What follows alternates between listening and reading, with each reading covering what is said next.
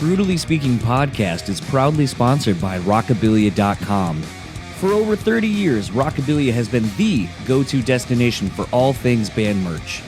With over 500,000 items in their online store and collaborations with today's hottest bands, you're sure to find something you love. Use our code BREW10 at checkout and take 10% off your total order. So go pick up your favorite new piece of merch now over at Rockabilia.com. And now, on to the show.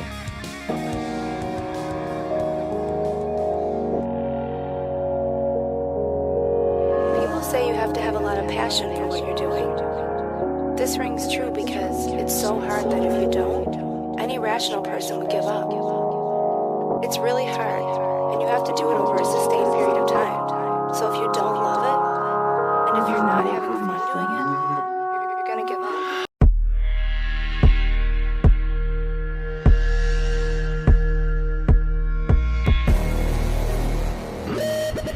What's up, everybody? Welcome to day 4 of the 500th episode week of the BREWtally Speaking podcast. I am your host, John, and this episode's guest is the returning Scuzz, Mike Scuilara, if you're nasty. And it was really cool to have Mike back on. Again, as I've said, almost every single episode of these, when I knew how I wanted to execute my 500th episode, there were names that just came to my head. And thankfully, literally everyone that you've heard and will hear, they were all the first names that came to my mind. And it's not because anyone else is any lesser of my friend or anything, but it's just when I think of the show, I think of these people as kind of hitting certain things. And with Mike, I don't know. I guess, I think back to how I knew a lot about him through other friends that knew him and just kind of following him on social media and so forth and being a fan of his as a musician, to then doing the podcast, and we just kind of hit it off. And it's funny that the conversations that him and I have had, and it's also one of those where I feel like, and this is such a weird thing to admit to nobody. There's literally no one in front of me as I'm about to say this, but I know that potentially Mike's going to hear this. All of you are going to hear this, and maybe it sounds weird, but I don't know. I just have this thing where with Mike, I feel like we're just so kind of like going through life very similarly at a lot of the exact same moments. And arguably, you could say that part of that is just due to being roughly the same age and all these things. But it gets kind of weird. Like, I think about last year and how Mike and I were both like dealing with house things. Like, he just recently bought a house, so did we. There were things that we were both working on or getting done, talking about repair people and just all these kind of fucking things, to even going through the uncertainty of injuries that we had just sustained, but we weren't sure what was really happening or how severe they were going to be. And, being able to kind of go back and forth with one another about our fears and insecurities about these things, or just bullshitting about dumb things and hoops and sports and whatever else. And it's one of those things where I think back to that first episode where it's like, it could have gone a million ways, but where it went was a lot of fun. We stayed in contact, and we still stay in contact, and we probably haven't seen each other in person in I'm probably going to say 5 years, but there's not at least probably once or twice a day at least where I'm not communicating with him in some capacity, whether it's a DM, sharing memes, or a text about something. And I just think about how, had I never done this show, and had he never really been willing to have me punish him and just come on a show and talk at him like I do several times during this one, that I just feel like how lesser my life would be without that friendship and that relationship that we have built over these years of knowing each other. And to me, that is what this whole week is a celebration of. And this is also kind of a differing perspective of me. I think this is more of who I am naturally with my friends. And it was weird because I don't I know that what I am on here and how I do this is sort of a certain way, and it is a representation of who I am, but maybe not necessarily the full how I am if you know me and hang out with me more often than just once a week and interviewing or talking to like a one of your favorite band people. But this is more of a who I am with my friends, and I didn't realize I didn't showcase that as much until I put out the Bar podcast a couple years ago with two of my longest friends, and people were like, "Oh, you crack a lot of jokes. You're a lot funnier than you seem to me on Brutally Speaking." And this isn't the vehicle for that. I feel like at times, but maybe I do need to showcase more of that, and maybe I need to rein it in a little bit more than I showcase here. But this is definitely one of those where I feel like it is a really great representation of just literally, if these cameras and mics were not on, this is what Mike and I would be talking about. We would have this conversation anyway. So when people say that podcasting is the best when it feels like it's just you sitting in a room with two people or two friends and you're a fly on the wall, that's literally what this is. So without further ado, here's my conversation with Mike, and I'll talk to you on the other side of it.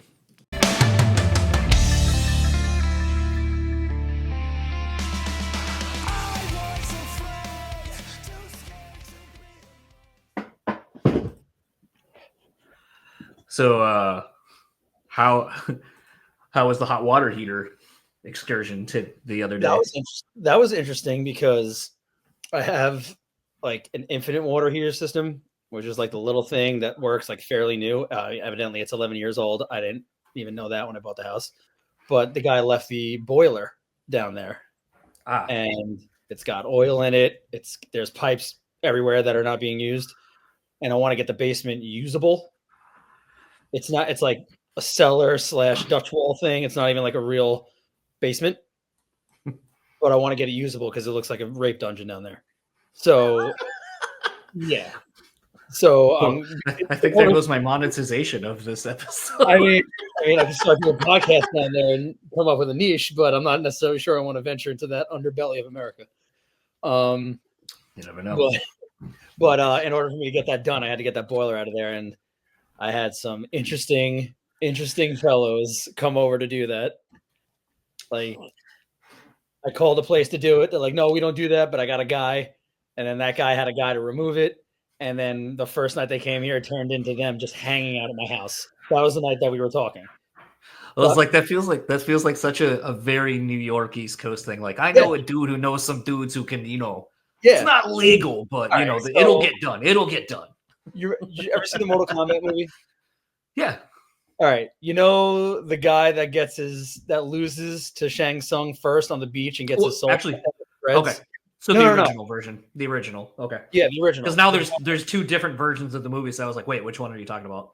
Yeah, no, the original. Yes, I know you. Yeah. The one with Jax. Yeah. All right. So the guy on the beach where Sonya Blade fought, the guy with the dreads. Yeah. That was the guy that removed the boiler. And then his buddy who cut everything, his name is Franco. And he loved to talk about politics within 5 minutes of meeting. And it's like, all right, Franco, he's going to call Steven. He's like, yeah, this is my brother from another mother. It was one of those relationships. And they just started hanging out in my kitchen, talking to each other with my dad here. And I look at my dad, I'm like, what is going on? And that turned into 3 days. They're coming in and out to cut shit and get rid of it. So that was funny. But given that situation, it cost exactly what you think it cost. It was like $1,000 as opposed to like getting some professional company to do it. It was ridiculous. I seem to have lost StreamYard. How did it just literally disappear off my screen? Like, I can hear you. I know that it's still going, but like the screen is literally gone. I'm just looking at like my normal wallpaper. So hold on a second and let me see if I need to rejoin a different way to not make this a fucking hassle. Okay. This is God. This is just how life has been going lately, I feel like. What's been going on in your house? It's not even so much. that hold on, let me. Oh, now I can hear me. I don't like that.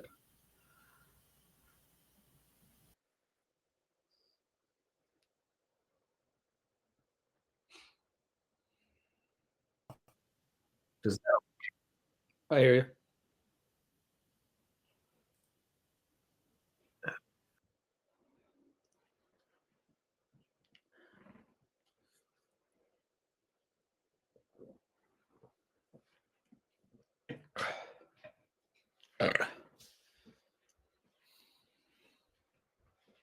Okay.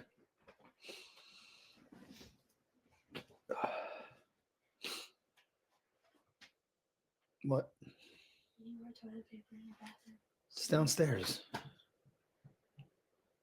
Yeah, I'm not gonna get back up. Okay. Okay. So it went from being a you problem to a me problem now. I know. I love this. I'm moving up. I'm less. Anything to make me less of an asshole is work. Everything's coming up scuzz this time. No, I mean nothing's really been going on. Like it's just, like I said, like it's so weird. Like so right before I left for Vegas, I did one of these with Pat from X-Ice9, but now with Knight Rider and a few other things he's been doing. Wow. And as we were talking, you know, he was coming out to Detroit, and I haven't seen him since he literally played Ford Field with opening for Metallica. And was the thing where I was like, oh, I really want to come to the show, but like we're leaving the next day and I don't know how the weather's going to be. And I don't want to get stuck in Detroit because we're not flying out of Detroit. And he's like, totally get it. You know, he lives in a state that pretty much does what it does here. And it was the thing where, as we were kind of discussing those things where it was like, oh, it'd just be really cool to like hang out. But it was the thing where it's like, when he posted the next, like that night that he was, gonna do a live Instagram live from like the last show. He's like, but he broke it down for all the time zones. So like it's at 8 o'clock this time, it's at 9 o'clock if you're, or you know, whatever. Did all the 3 different time zones. And I go, I'll be in 2 of the 3 today in a matter of like hours. And he goes, welcome to the time, what do you say? Welcome to Time Warp, aka being on tour, where you don't know what time it is, you don't know where the fuck you are, and you're like, I'm here and let's just go. You know, the hardest one is the mountain time. You forget that mountain time is even a thing. Yeah, it's like an hour behind. Well, actually, no, 2 hours behind me. But it's such a small. Ahead. It's just a small area, and we're always traveling like the length of that time frame. Yeah. So we're actually like in Denver. Like we always, it's so easy to forget and not realize what time it is. And sometimes your phone doesn't even adapt to it. It's like, wait, what the fuck? Yeah. I always forget about that time zone. But then it's like we stayed out because we got into Vegas like 3 a.m. our time, but like midnight their time. We went after it pretty much right out the gate. Went with a friend who was only going to be there for like 2 nights. So we went to the gay bars with him and stayed out until like 4:35 Vegas time. I had to get up I had an hour and a half basically that I slept. And then got up in the morning and then went to go have coffee with TJ Lavin at a Starbucks like 20 minutes away. And he was just like, huh? The BMX guy? Yeah. How the fuck do you know him? He randomly started following me on Instagram like years ago. I don't know why or how. And then like he would do like Instagram lives every now and again. Like, and I'd just be walking the dog and I'd like, you know, go to join or whatever. And been on a few of those with him for like a minute or two. And then he like hops off. And then at one point I was like, oh, you know, years ago, I was like, oh, we're going to be out in Vegas again. Like if you're around, like link up for a drink or whatever. He's like, yeah, a cup of coffee. Hit me up if I'm around. We'll do it. And we've tried a couple of times. It just hasn't happened. And this was the time that he was around.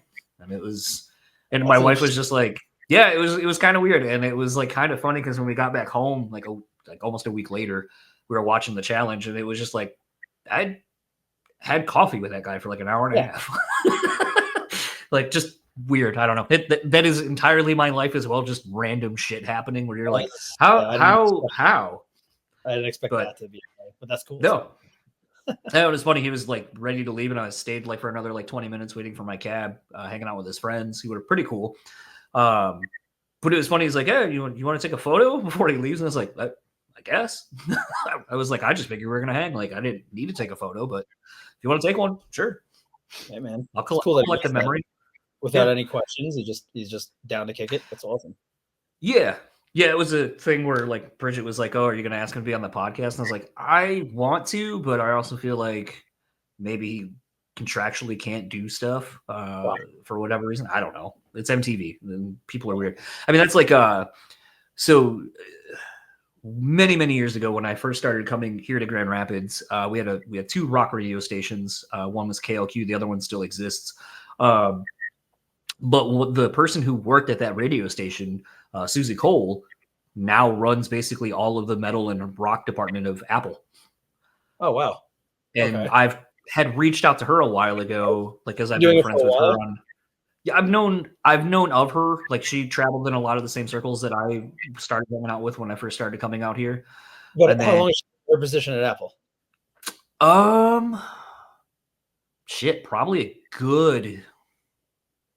I don't know an exact number, but I mean, I feel like at least a good 6-7 years, if not more. I mean, I might have met her when we did like we did a whole thing at Apple Music during the whole Light the Torch rollout. So, and I think She's kind of shorter, like short blonde hair, about like yay length. I'm not going to remember that far, but I know we met. I remember like meeting a few execs, explicitly a woman that I believe is to be this person, and just like spoke about the music and everything like that, and just kind of like an interview for Apple. It was pretty cool. Yeah, I had reached out to her a long time ago to be like, oh, it'd be kind of cool to have you on the show because like I remember you just kind of starting your career, I guess, for lack of a better term, in the music industry. So it'd kind of be interesting just to kind of talk about the full gamut of like sort of being a quote unquote tastemaker on a local scene, but then kind of being tasked with the responsibilities of doing it for an entire platform, essentially. But it was a thing where she had kind of mentioned, she was like, I could do your podcast, but I couldn't talk about my job in any way, shape, or form. I guess like they have like an NDA or something probably due to things that they have to do or technology they have or so. I don't know. I'm just guessing on that part. But that would make sense to me as like a company that big probably doesn't want people that works for them explaining how they do what they do. Yeah, isn't like Apple like cloaked in secrecy on all their stuff anyway? Probably, yeah. So it's one of those where it's like there's people like that I know that I would love to have on, and maybe down the road it'll happen. But I always think it's funny when people are just like, how do you know? Like someone might be like, how the fuck do you know the head of the music and rock metal department of Apple? Like, how do you know that person on any kind of a level? And it's like, they were my local radio DJ back in when I was first coming out here. So it's all weird, like how shit's like oddly put together. I mean, even like your and I's friendship over the years, it's like I feel like there are times where I'm like, wait, how do you know this person? And you're like, wait, how do you know this person? It's like, oh, well, I know him through. And then once again, it just proves that this industry, once you know a handful of people, then your circle just gets smaller and smaller once you actually venture out more and more. Well, I also think it's longevity, right? Like the more and more you see someone visible that continues to stay in it, and you maybe even just did like a week or two run with them, or you had a handful of run-ins with them, you're going to be more inclined to contact them because you're still in it. And I mean, and that, as you know, that circle dwindles and dwindles over time as every musician or anybody within the industry gets older, because more and more difficult to find ways to stay in it that could help you sustain a life. So, well, I was even trying to think back to, because I had forgotten that I was trying to remember when you filled in for Unearth, because I was telling someone about that, because they were like, when the whole Unearth, when Nick and Ken had left the band, everyone's like, oh, who are they going to get? Like, they've never had anybody else. And I was like, well, they have. They had Mike when Nick messed up his forearm, I think, or whatever. What was that? I think it was. Yeah. But then I was going to say, because then they also had Jordan fill in at one point on a Australian tour or some international tour, I believe. It was China. Trust me, I remember it was China because I definitely didn't do that. It was a European tour into like a festival in China. That was the hard part, right? Because that was like right in the inception of Extinction AD. Like right around the first time, not the inception, but like right around when we started like moving up, like as far, like, you know, the quick increase of either stuff to do or popularity when you first come out of the gate before you hit that plateau. We were on that upper trajectory, and there was a possibility that we were doing Europe at that point, but we didn't know. So I told the guys, I'm like, you got to give me like another day or two to let you know if I could do this Europe tour. And in that time frame, completely understandable. You got to get tickets bought. You got to worry about so many logistics for a Europe run. So like, yeah, we had to go another way, and Jordan was available, and I'm like, yeah, I'm like, do your thing, and he did that. I think he might have done a little bit more of that, but for that time period, it's like between me and Jordan, we probably like 4 years or something like that, where it was like me or Jordan. Didn't Justin from Killswitch also fill in for them too? He did Mayhem Fest, and that's actually how I got linked up with Unearthed, because This Is Hell was on our way out to record Black Mass. Okay. We were on our way out to record that, and we did a handful of shows before we got to the studio in LA. And we stopped. Do you know Jake Wang? Dude, that like the name sounds familiar. Mexico, like was a TM for a while, then he does sound stuff like that. He works with like Turnstile. I might have seen him then if it's been with Turnstile recently. Yes, Gasworks. He ran that Gasworks spot in New Mexico. Okay, yeah, I know of that venue. So yeah. So we were driving through. We finished Denver, and we just drove straight to New Mexico for a show. Back to Denver, dude. Yeah, right. Full fucking circle already. I drive completely through the night and get to Jake's place. Just take a shower, lay down, and get ready to conk out for like at least 4 hours. And it's like 10 in the morning at this point. And then, and then I get a text message like, "Hey man, are you in New Mexico to possibly do Mayhem Fest?" And that was the year that Megadeth was headlining. I'm like, and I just respond back to a number that I don't have saved. I shit you not. I'm like, "This is Dave." I'm like, "What do you need, man?" And it was Trevor. It was Fitz. And he was just like, I'm just like hearing in my head him responding like that early in the morning. He's like, "No, man, it's Trevor." And then, then they asked me that day, "Can you make it happen?" And I was like, "All right, I'm not going to bed." And I just immediately started listening to the shit. Got to the amphitheater.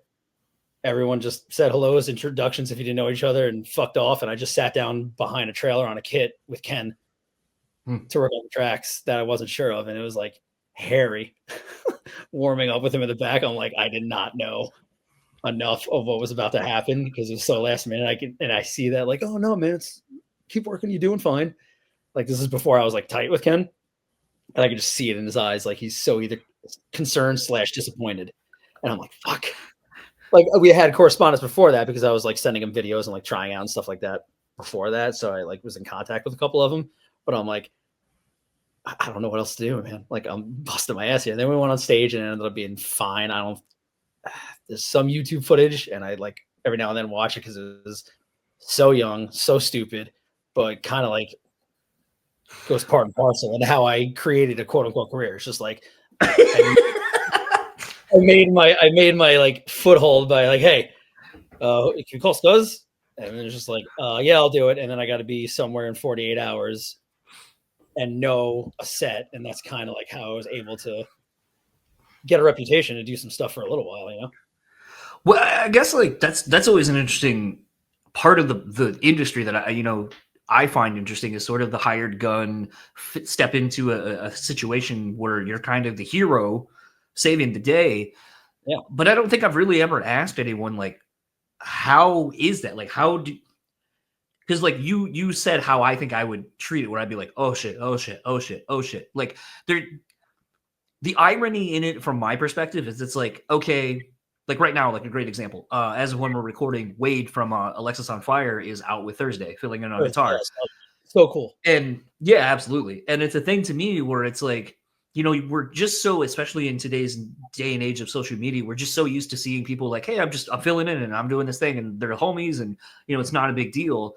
But you don't really ever see like most people's processes of figuring that out, because in my head, the way I look at it is it's like, well, you're a professional musician. Like you are in signed bands, you tour, like you have a certain level of professionalism and musicianship and all this kind of stuff that I would assume you'd have to possess to be at that level. So when you're filling in for somebody else, like all you ever hear is people going like, I was fucking up and I just kept going, beating myself up. But it's like, at what point does it ever, do you go, I've got this because I know how to play my instrument. And eventually, because like if you've ever watched any of those Drumeo videos where they're like, hey, here's a song you've probably never heard by a band you don't know, figure out a drum beat with no drums. I waste And so many hours of work watching those. same. And the ones that what always gets me about those, and I was talking to Corey from God Forbid a while ago, sending him one, and he was like, that's not, or I think it was the I want to say Will Ferrell. It's the Chad Smith doing the 30 Seconds to Mars song or whatever. And he's nailing it. Yeah. But it's so funny when you're watching those videos how quick everyone's like, oh, it's on the 3 or it's on the 4. It's in this time. Oh, this is where this shifts.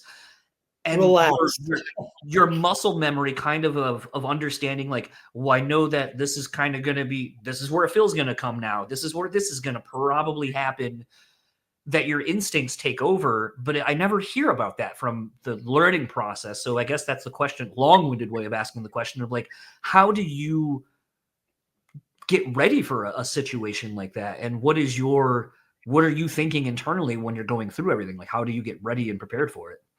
I mean, there's a lot to unpack on that question for sure. So like, to obvious, like the Drumeo things, you got to remember, they're getting like the best of the best, the guys that have been here doing it the longest, or even just the newest guys that are in fact like the best doing it right now. Right. So when you're at that level, yes, there's instinct. This is what we do. This is what they do even more.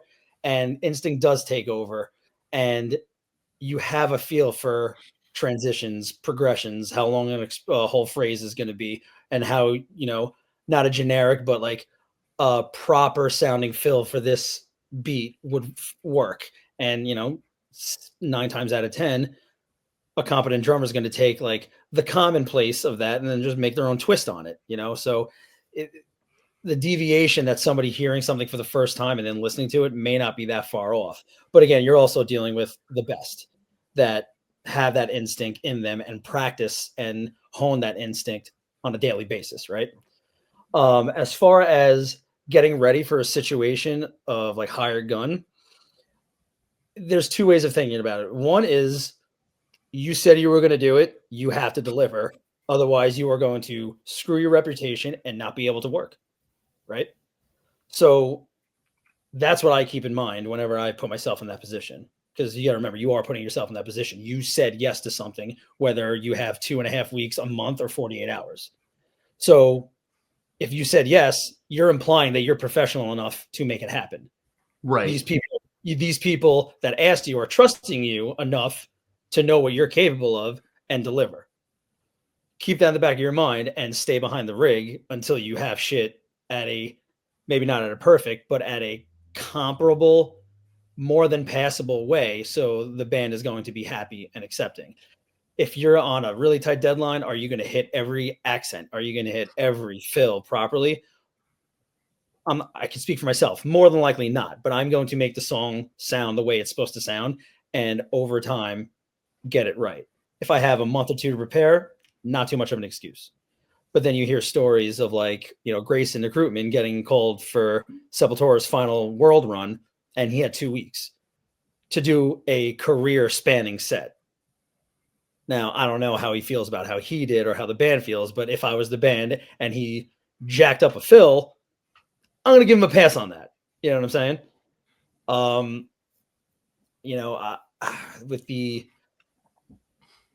I had that situation when I was with Enwell and I had to drive cross country on a day's notice for First Blood. Right. I learned 7 songs by just listening on the way over there, got to a practice space, worked them out. They sounded good. That night went to Chain Reaction, sold out show. It was like Ghost Inside's first headliner. And the music wasn't the hardest thing in the world, but it wasn't easy because I had to drive. I had to get there. I had to try to focus. I had to like rewind, listen. We're talking for 2.5 days straight, just driving and listening to First Blood. But that's what you got to do. That was the situation. Over time, it gets better, but the anxiety that is there, but you made a commitment. As far as learning the stuff, everybody has their own process. There's things that you see on Drumeo, that's kind of like what I do. Like phrase out parts, and then you go deeper into those parts, and then you go deeper into those parts to make it even more perfect. As far as other people's processes or the way it is. I mean, some people have a more professional way of doing it. Some people more have a organic way of doing it, you know?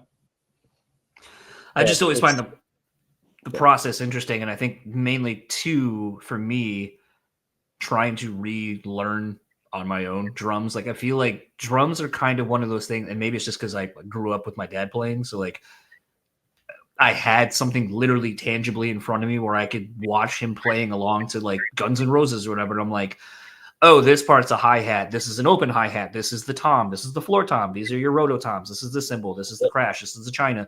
Like you're able to kind of differentiate the sounds better, in my opinion, with drums. So like even now, like lately, I've been going back through my like Harry Styles, the last 2 records, and there's things because I've been watching all the videos, and it's interesting like how I don't necessarily know the song from playing it on drums, but I kind of get the feel where it's like, this is just a straight up on the hi-hat. You're kind of keeping this beat. Then it turns into, like a little shuffle beat kind of thing on the hi-hat. Like it doubles up. And now you're kind of doing like a kind of 4 on the floor kind of a thing to it. But it's funny that it's like, I don't know, like just the kind of like guitar playing. It's like, what are you playing? I don't know. What timing are you in? I don't know. I feel it. I know it, but I don't know it. But I feel like in my time of playing drums, I feel like drums have been a lot more instinctually easier to figure out where it's like, that's not the right part, or it was this drum, not this one. Like it's easier to kind of, when you're learning something, to figure out what you're needing to play. So I always wondered, and as I've been doing that lately, how hard is it to learn somebody else's stuff? Because I feel like other than just, yeah, here's the part, here's the breakdown, verse, chorus, whatever, figuring out song structures, I feel like it'd be kind of straightforward if you know your instrument that well to where you're like, it's this, and it's not as hard as it seems. It's just getting the repetition and kind of the what's it called, muscle memory of it, like just kind of, yeah. So I feel like I already have figured that out, and I'm kind of seeing that just my rudimentary way of learning how to play something, that I'm like, if someone who does this and is more dedicated and understands this way beyond what I know currently, I feel like it'd be a lot easier, but I could be way wrong.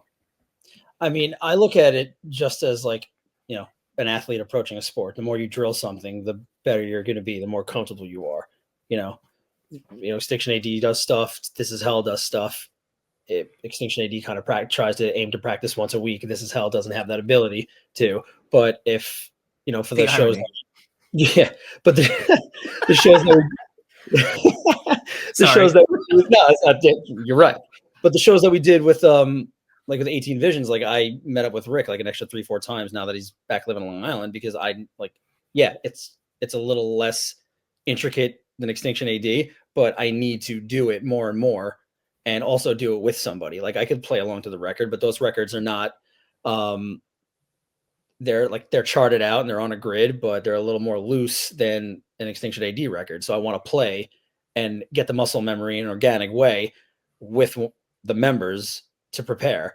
But going back to like what you were saying about how you learn the songs, yeah, the majority of people probably try to differentiate structures and portion the song out the normal way. 8 bars here, 4-bar chorus, 8-bar verse with a 2-bar bridge into a chorus. But then going into the songs and how to remember what to play, at least for drums, what you said, like being instinctual is kind of the way it is. Like when I try to conceptualize how to learn a song, I kind of do it in colors. Like I see the drums in colors. A certain beat or a certain drum is going to be visualized in my mind.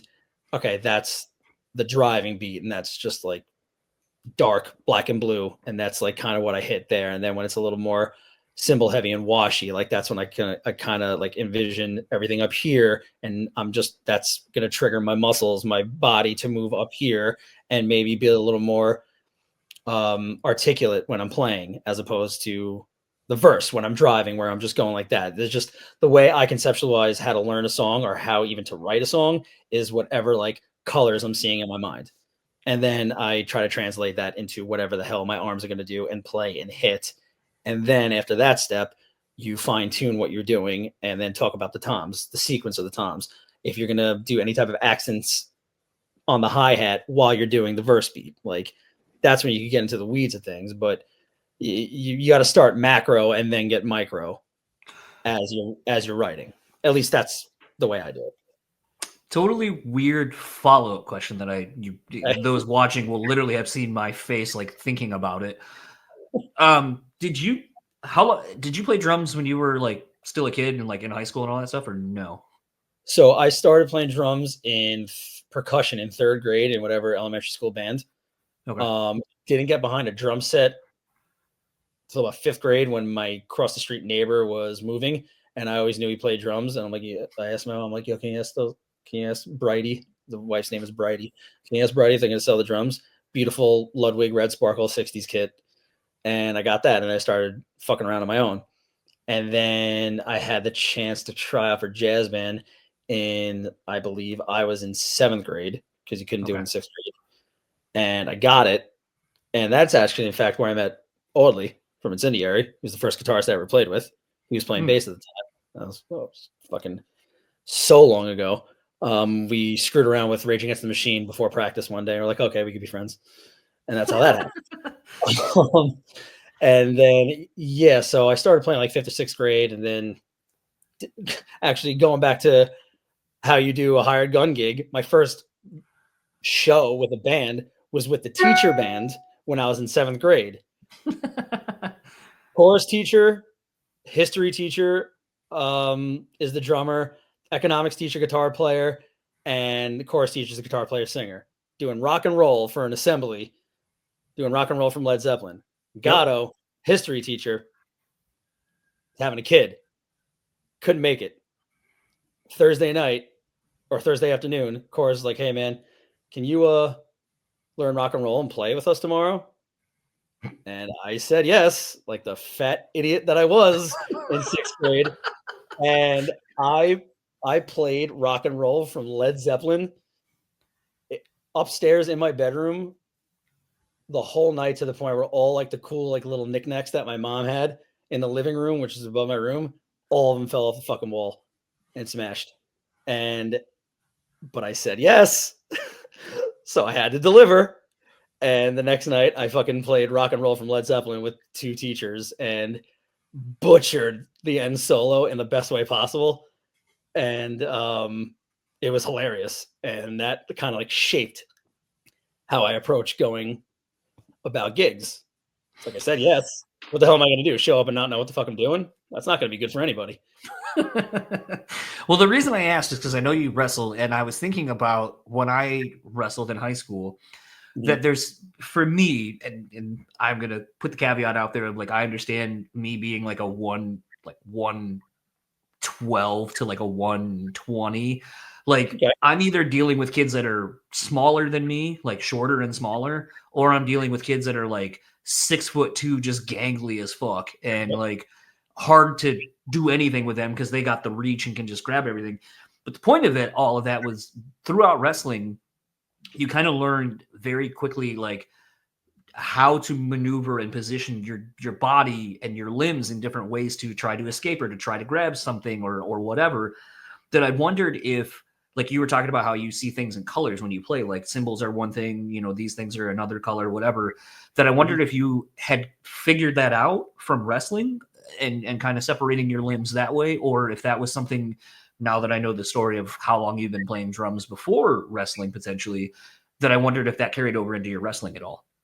Looking at things the same way, like where you're kind of looking at it not as this is my arm, this is whatever, it's this is, and maybe it's not color, maybe it's a different way of looking at it.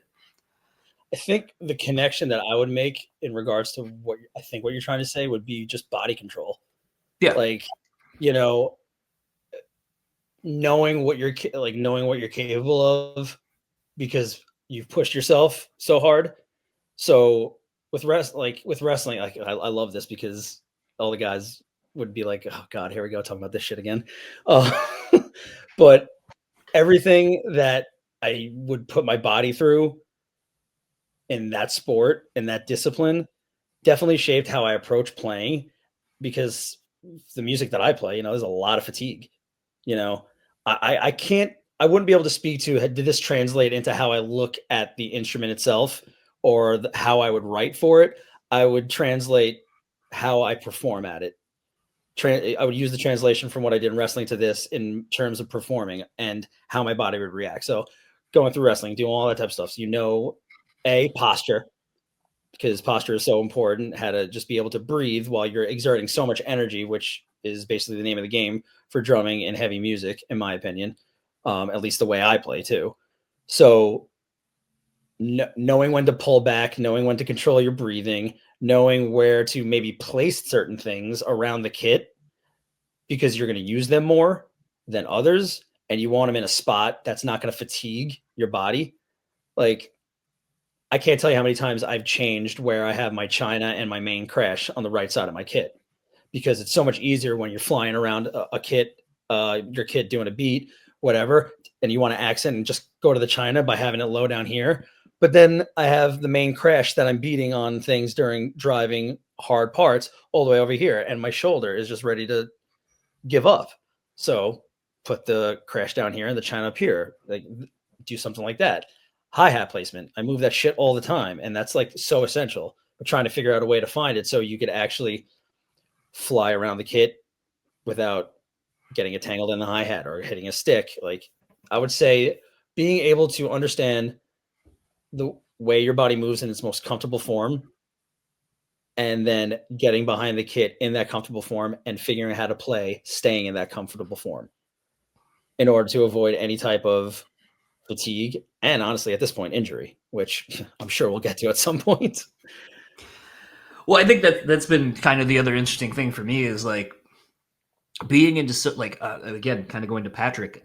He was posting about how he had posted something about one of his warm-ups or something, or him doing a drum playthrough or something, and people were commenting about how high up he was sitting. And I thought that was kind of weird for a while too, but something I had kind of just from watching drummers and stuff like that, it's like it seems like, since I go to a lot of predominantly metal shows and so forth, that a lot of the people sit up higher. And I was like, I just assume it's for like the double kick stuff because it's easier with your feet higher up to kind of really get that angle on your foot for your, the heel toe. You want rebound. So if you have too much weight going forward, it's going to be difficult to actually have the pedal work for you because the majority of the is going to be on that. So, but it's always funny just seeing how completely different people's kits are and stuff like that. Like, some people are of the mind, like, watching my dad grow up playing in the 80s, everything was slanted and tilted. Then after a certain point, I would say, I feel like Travis Barker was kind of one of the bigger proponents of everything's flat and it's just a straight line. 100%. That became the new norm of like everything's got its place. You go because it gives you a wider surface to play on versus something at an angle where you kind of got to hit it at an angle too to get the right sound. But then distance of cymbals, and you look at someone like Chris Adler, who's just got all these little tiny splashes and Chinas and everything, and you're like, what the fuck, to like someone like Terry Bozzio, where you're like, how do you even remotely start playing this or knowing anything? He operates on a completely different wavelength. Sure. Yeah. But it's interesting when you're watching all these people, just, again, it's kind of like my fascination with like, we all do this same thing, but how completely nuanced and different it is. And, like watching someone like Tony Royster Jr. and have been for decades. Yeah. And it's like, even when I got to see him play for Katy Perry, it's like, he's up in the upper left corner or right corner. But it's like, I'm watching him and it's just like, it was crazy to see him do all these practice videos on his Instagram and shit, and then watching him play, and you're like, oh, that's you moved your little like stack cymbal thing over here, and like now it's like right in front of you, and like I've noticed that because like now it's something you've been adding to your kit versus what you had been. Like, I just get so lost in like the nuance of how people do the thing, and it's like there's not a right or wrong way necessarily to do it. It's all about what feels right to you, and especially an instrument that is about feel.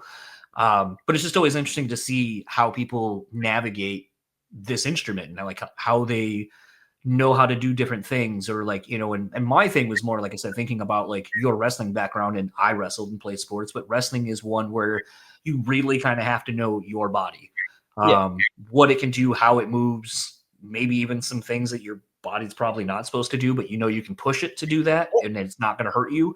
And I feel like that kind of correlates into a very like a drums, because it's very much like you said, it's about knowing body control and everything else. So I kind of figured there was more of a parallel there, but I had always wondered, like, did one help you inadvertently and you never really thought about it? I mean, if I could make a connection from what that sport taught me to touring, it wouldn't have anything to do with playing. It would be the discipline factor.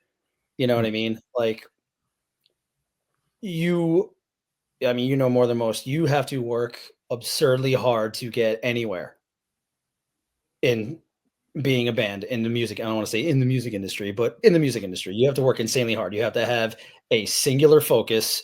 You need to almost like put blinders onto everything and be able to be psyched that you're making art, but you also have a desire to continue to progress and possibly make it a career. But it's very easy to get lost in that.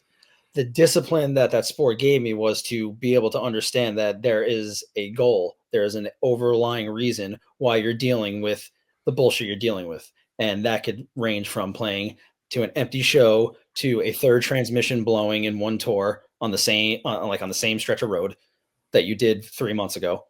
It could be sleeping on a floor that in a disgusting place that you just don't want to be at, but you have to keep in the back of your mind as to why you're doing all of these things. Just like in Right. sport, I don't want to be fucking running in the pouring rain, and at least this is in high school, in the pouring rain in a rubber suit to suck down another pound and a half to make weight tomorrow, knowing full well that my body's going to be depleted and I'm probably either going to suck or get hurt. Yeah. But you want to get your hand raised. You want to win a match. And you play one really good show, that is getting your hand raised. That is winning a match. And it's enough to keep you going for another day. It's enough to keep you going for another few months.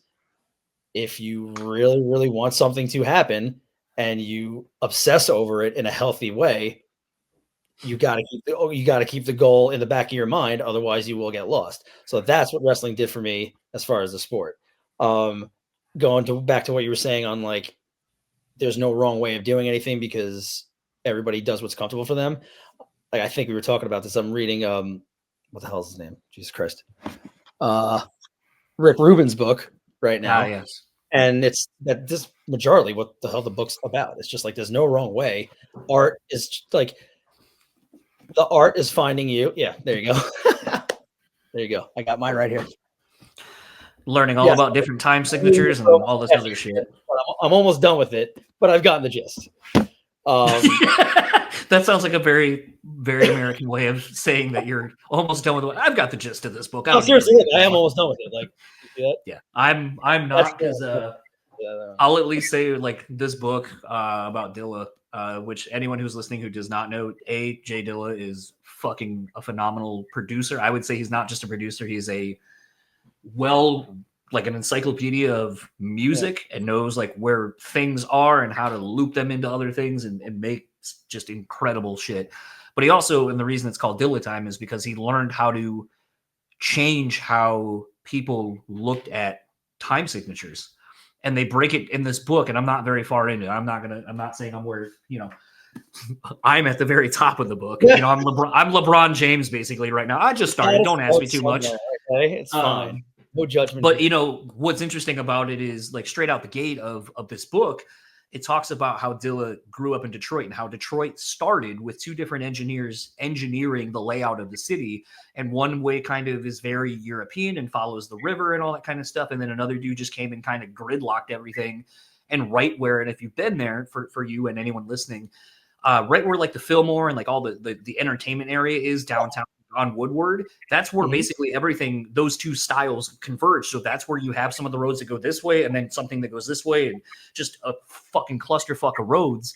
But they're talking about how like, even if you look at that, like the roads going this way are 4-4, but then like this other thing might be this, and they don't seem like they go together, but you can find a place for them to work harmoniously. And like, that's maybe because Dilla grew up with like all this shit. He approached music differently than anybody else and saw time signatures completely different than anybody else. Instead of looking at it as a limitation of I can only do this to this because that's what works. It's like, well, if I take out a beat and now put it here, this ends up falling on the 4, even though it's a 16th note or something like that. Like it has a place, and it doesn't, when you start breaking it all down like that, it's just math. And then you're just like, fuck, man, like that's so insane. Like for this writer to take the layout of a city and then kind of explain to you how time signatures and shit work. Yeah, that's really cool. I'm very interested in that, actually. This is insane. And then knowing what he does with his production and stuff like that, you're just like, I mean, I fucking hear it, because like you would think that this thing that starts this thing doesn't work, but then it loops back 3 songs later. Like you listen to Donuts and there's a sound that loops back and you're like, oh, that's the continuity that brings it all. Okay, I got it now. Yeah. But it's just an interesting thing. Like when you kind of start breaking down how people's brains work, you're just like, this shit's insane. Like how does your mind work like this? And I find that fascinating. It's like the Rick Rubin book is almost like in stark contrast to that. Like, yeah, it's the funniest part because they're both uberly successful, right? So Rick Rubin kind of like lays it out. I'm not going to go into the process because I'm not going to remember it right now, but like he kind of lays it out like the art is out there and the art chooses you. Yep. Almost like you're going to accept whatever inspiration comes to you, and you should not deviate from it. But then you cultivate it, you perfect it. You don't shy away from whatever hits you to make you change it at the time. You test it, you see if it works because it's an idea that's already there. And when you stumble upon the idea that's in the ether, it's your duty to be true to it and try to nurture it. But who's to say what it is that nurtures it? You know what I mean? So it's like he almost kind of just explains the ethereal way of looking at creating art with, and what you're telling me from Jay Dilla, it's almost like there's a mathematical way of looking at it, but that works in congruence with the ethereal part of it. And I think that's really cool.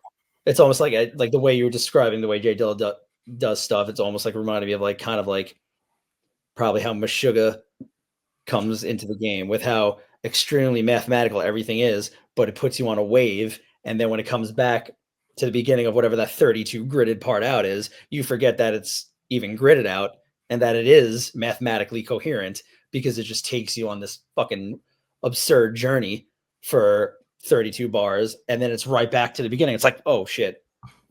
Like I'll be running around the gym and I'll be getting lost like this. And people look at me, what the fuck? And then I just stomp right back in. And it's just like, cause I'm listening to the song and just like, no matter what happens, it'll always take you there. And that's, can we just take a side second just to acknowledge and appreciate the mind fuck that Catch 33 was?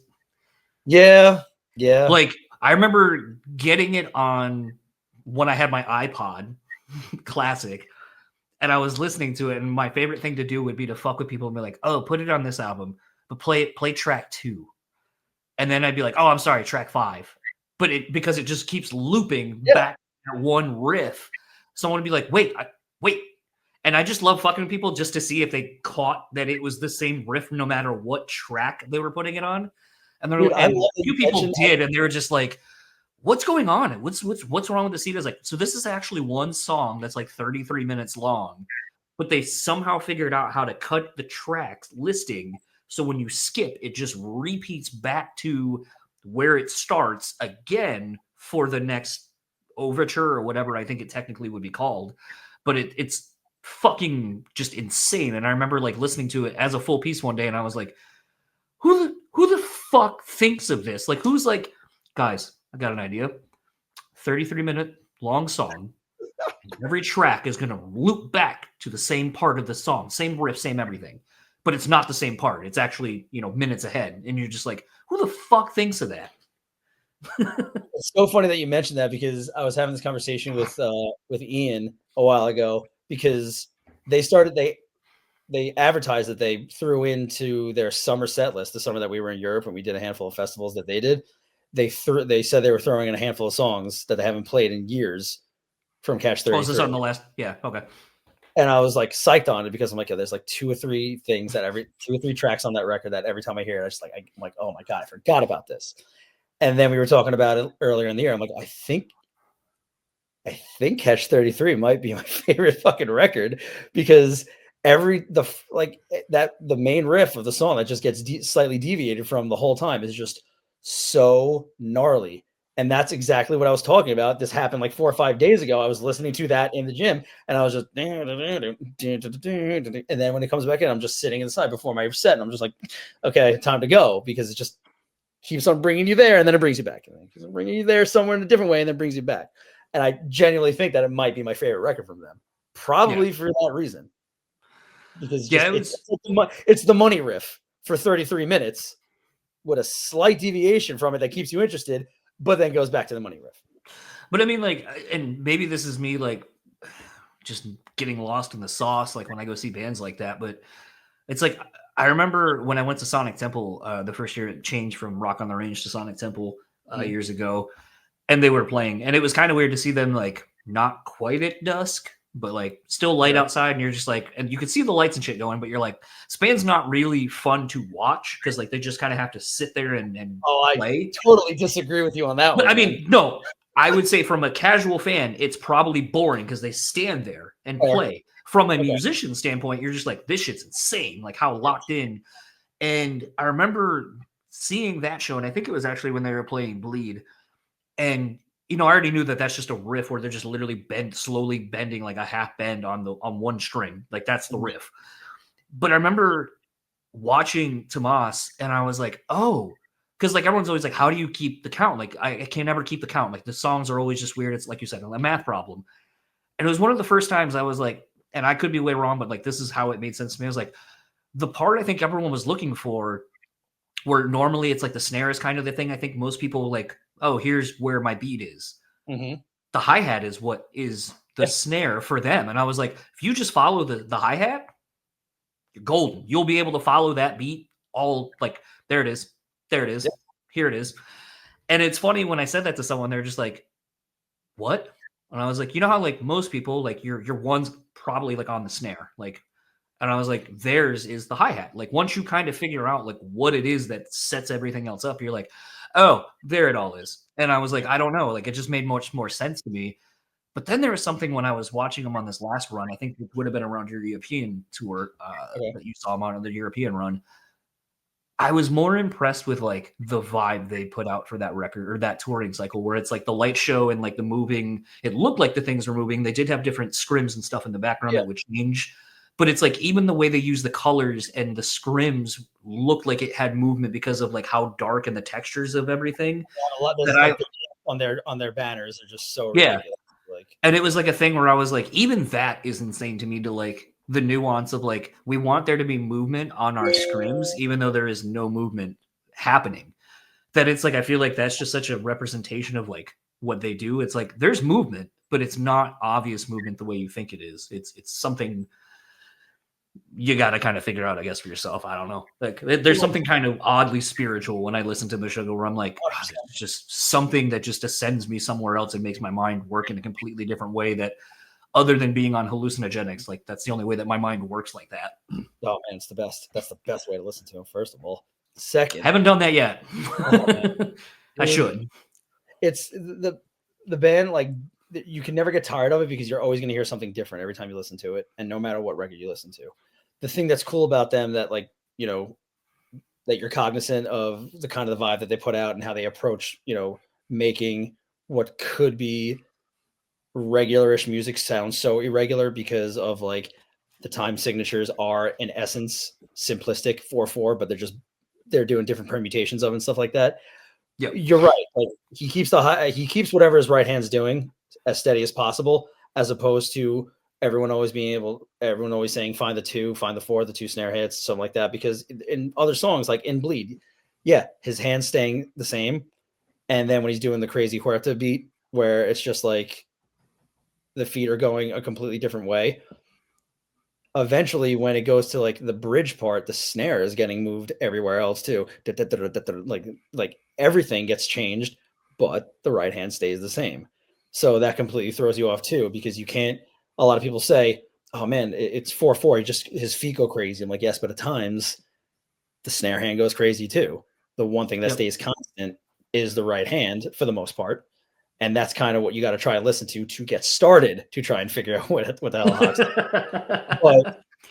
But I mean, they're on a different level. Like I have a hard time even discussing them because it's just like I don't want to try to sound like I even have that in my brain working. Like I could play a few seconds of a handful of songs from them. Like I've never even tried to touch playing a whole track of theirs because it's just either I don't have the chops or I don't practice enough, or it's just like it's next level. And that's one of the reasons why they will always be, until they decide to stop, one of the top bands that are doing it. Like it's just the vibe is completely unmatched. The technical proficiency is just completely different than anybody else that would be technically proficient. Obviously you have shredders, you have dudes that could play a mile a minute, intricate solos, but their technical proficiency is on a completely different wavelength than the normal technical proficiency of guitars. It's the band's amazing. Did I ever tell you the first time I ever saw them? No. That story. I'll make it quick. We played Heavy Fest in Kent, England, and it was a fest that's still around, but decided to watch side stage because first time I want to watch Haake, right? They had like their crew was like 30 people. They had dudes walking around as if they were like one's an offensive coordinator, one's a D coordinator. They just got guys walking around trying to figure out what's going on. And I got stoned before it. Like this is like early in my days before I ever really smoked or even like partook in THC. And the set started. I was terrified. Thorndal was just like getting ready as if he was about to like take the field or hit the mat. Like he's getting psyched. Like kind of like I respect that because that's what I do before a show. But then they go on and I was freaking the fuck out. I couldn't move my feet because in my mind, I'm going to trip. I'm going to unplug something. I'm going to get excommunicated from the music industry because this is the most magical thing that could possibly be happening. I can't move. And then finally I saw one of those dudes walking around, like pick up somebody that was like trying to stand in like behind the third banner, which is basically on stage, like picks him up like this and just moves him. And then he starts walking by me and one of the other dudes I was with. And I'm like, he's like, good. I'm like, okay, I'm going to watch one more song. And I watch one more song and then I go out to the back and there's a few thousand people between me and the stage now. And I'm watching it and I still feel as anxious and nervous as I did standing on stage. And I'm like, I don't know how to handle this right now. It was one of the sickest things I've ever seen. And then I've seen them a handful of times after. And that now it's just like, I can enjoy the spectacle because it's something that I want to see every chance I get because who knows how much longer they're going. And it's like, I never want to not see that if it's close because it's something to behold. So to match those similar, first time I saw Meshuggah was on when they opened for Tool back in like 2002. So like my senior year when I graduated high school, that was like one of my gifts. Was System of a Down on that too? What was that? Was that what System of a Down? No. It was on they were Tools on Lateralis. And like our show, I don't remember if there was another opener, but like all I remember was Tool and Meshuggah, and that was it. And they were on, I think they were on the New Millennium Cyanide Christ, or is that a song? Chaos Fear, I think is the record I'm thinking of. Okay. But I remember thinking at the time, like I was like, this band sucks. And granted, I was seeing them in arguably one of the worst venues in probably the state at this point, like Wing Stadium in Kalamazoo, which has been around since like the fucking 70s or longer. It's tiny, it's all brick, it's like a little hockey arena, and sound is not great. But the other thing you have to remember too, Meshuggah back then, 8-string guitars weren't a thing. The audio, like the capacity to make that sound not like shit was not really there. So I can look back on it. They weren't putting out a vibe. They were just going for it, right? Yeah. And it was a thing where it's like, I remember just being like now I kind of I laugh. I'm like, oh, it's almost like the Back to the Future moment for me. I was like, oh, I guess you're not ready for that. Maybe your kids will be. Like that's how I felt watching it. I was like, this shit sucks. But and then, I heard it on an Ozfest sampler like later that year, and I was like, this shit rips. And then I just became a fan ever since then. To your kind of freaking out while high thing. So this happened to me very recently. I went to go see Knocked Loose on the tour they just did with Military Gun and Drain. Okay. So here's how my brain works. So I usually take edibles to go to bed. Okay. So we're out, we're having a few beers before the show, me and my friend and Bridget. She's not going to the show, but she's going to drop us off. So we're basically getting there to really catch Drain and then like Knock Loose, and that's it. So we get to the venue and it's like 9-ish, maybe 9:30. And I'm like, all right, I normally take my edibles around then. By the time they really start kicking in, it's like 11:30. So like the show will be done. So, and then I'll come home and I'll be primed and ready for bed. That was my thought. Bridget takes off. I literally take the edibles, like as I'm getting out of the car, 60 milligrams, by the way. And sizable. So my buddy was like, hey, like you got me these, you got these tickets, like, I'll buy you a couple of drinks. So we drink the first one pretty quickly. It's a shitty venue, whiskey, Coke. And then he orders another one. And then he goes, do you want one? I was like, sure. Like if you're paying. And I go, double? And I was like, started to say no. And he goes, yep. And then I was like, okay. He's paying. So I'm sitting there and we're watching the bands. I'm having a good time. Knocked Loose is about to go on. And like the crowd, like all of a sudden the edibles start kicking in hard. And I'm like, oh no. And it gets to the point where it's like when I get really like on them, like I just, even when I get high, I just kind of tend to like shut down. Like I don't talk. I just kind of get really in my own head and just kind of focus on whatever I'm kind of doing. Yeah. Hyper fixated. So weed edibles start kicking in. I can hear conversations of the people in the, like I can pinpoint where the conversation's coming from, the people in the balcony. I'm like, that person 7th row, dead center. I can hear their conversation. I can tell you what they're saying. Like, cause I'm so dead set on like where it's coming from.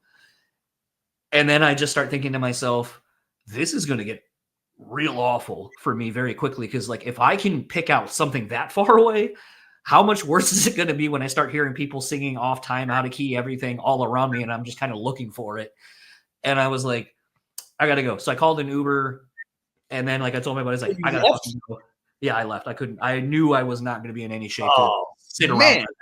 I thought you were going to tell me some really cool out of body experience when Knock Loose played or something. No, because my fear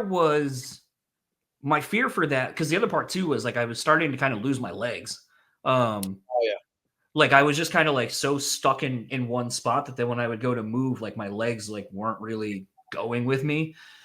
And I was like, I don't want to fall or like eat shit and stuff like that. And then like the flip side of all of that too was like, I knew I like Knocked Loose's music. I think it is very aggressive and kind of cinematic and in sort of similar ways to Meshuggah and stuff like that.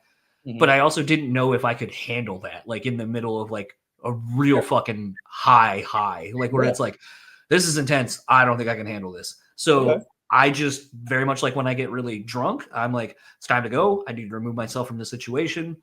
I remember seeing one of the security guards the next day, like, or a couple of days later, who's like a friend. And he goes, I went up to go say something to you, and it looked like you were looking through your phone. Not looking at it, looking through it. Like you could see through your phone, and you were just bumming. And I was like, dude, I was high as shit. And I was just like, okay, my Uber's going to be here in like 30 seconds. It's going to be here. And I have to have enough wherewithal to make my body move that 30 seconds I needed to then just get the fuck home. You were just planted. I was done. Oh wow. Yeah. So it's one of those where it's like, that's fun when you're at home and you don't have to move and you don't have to be around people. That's the best time. Yeah. Yeah. 100%. But it's funny because like people are like, I can't believe, because everyone was like, I figured you would have stuck it out because like you'll do acid and go into the bar or go hang out with a bunch of people. And I'm like, yeah, there's a difference though when you're, I don't know. Like I just internally I was like, this isn't the place for me to be right now. Like, and I'll just go. Like, and I feel like that's a part of getting older too, is like understanding. It's very like, mature. It's very mature to know your limitations. You know, you were kind of immature in the fact that you took a bunch of drugs and went out in public, but also you're very mature that you were like, I can't handle this anymore. And and that was actually what I told my security friend is I was like, it's self-awareness. Okay. In my mind, I go because I've seen this happen to people where it's like they drink too much and then they just like black out. And I've watched people get dragged out. And like I have seen people who know those people, and I'm like, how did that go for them? They're like, they have no memory of like that at all. And I was like, my biggest fear that night, and I told my buddies this, is I was like, I just didn't want you guys to have to drag me out because I couldn't fucking walk myself for something I did to myself. And they were like, you know what? Respect. Thank you. Like we gladly would have carried you. Like we know you, you're fine. Like not a problem. And I go, I just didn't want that responsibility on me of being a burden to you for having to escort me out. Because I was too sloppy. You work at bars and stuff like that. How pathetic is it to see a grown adult take themselves to a level where they can't even get themselves out of the door? So you don't want to be that way. You don't want to be that way. That's fair. No. Something you said though that I do want to kind of touch on is like you were talking about a little bit ago before we got on this whole Meshuggah tangent about doing the band thing to where like, you know, you're making commitments to the band, to goals you have and so forth. And also kind of the thing, you know, the good show makes the lack of people or all the bad things that have happened makes it worth it. Mm-hmm. Obviously, I think we've all heard those stories ad nauseum at this point. Something you said, though, kind of made me think of a different thing that I don't think I've ever asked you. Do you feel where you're at currently has shifted your perception on that to where maybe you don't want to do that anymore because it's not worth the risk and the challenges and all that stuff? I almost wanted to stop you in real time and ask the question because the way you said it, I fixated on, but now I can't remember the exact verbiage you used. But that's sort of the gist of what you said. You know, Paraphrasing. I was actually talking about this with my friend last night, and I mean, I feel like I still have plenty of playing left in me. You know what I mean? You know, like I play on the weekends all the times, doing the wedding stuff and stuff like and different things like that, and that's all cool. But like I said this to you before, I don't want to go into the ground of a musical legacy to be playing the Macarena for 35 people because they're enjoying a wedding. You know what I mean? Um, has perception shifted? Absolutely, it has over time, which I feel like it would for anybody as you get older. Um, but you have to find ways to enjoy playing no matter what you're doing. If, like I said, going back to this book, like if you have the ability to create any art, then you are a lucky person. If you have the wherewithal to accept whatever, I don't want to, talent is the word in the book, but if you have the to accept these ideas from the ether and cultivate and turn it into something, and anybody listens to it, it's almost like a duty to do so.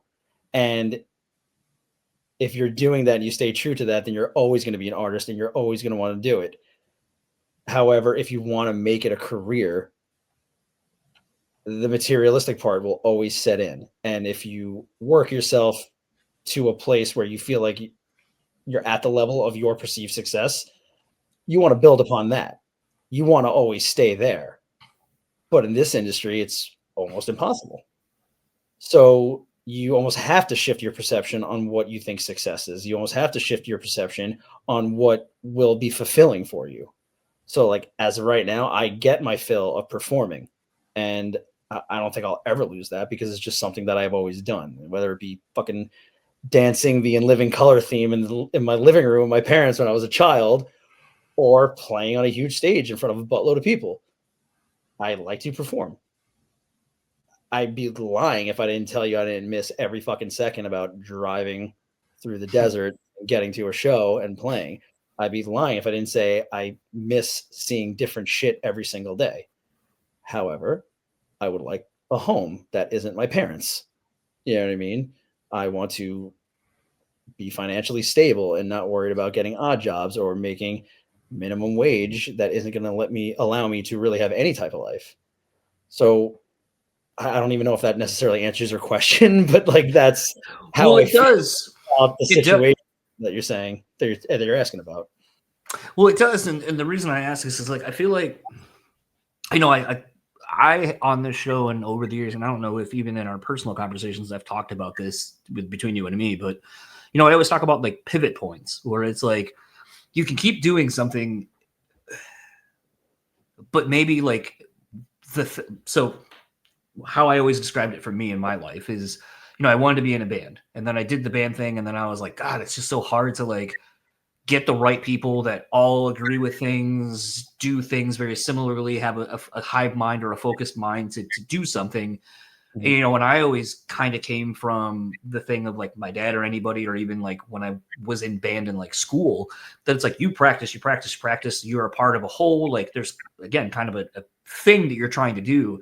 And this is just an example of like the people I was with weren't compatible for me because it's Mhm. like I had more of a work ethic. They didn't. They were in college. They were just kind of, it was a fun thing to do.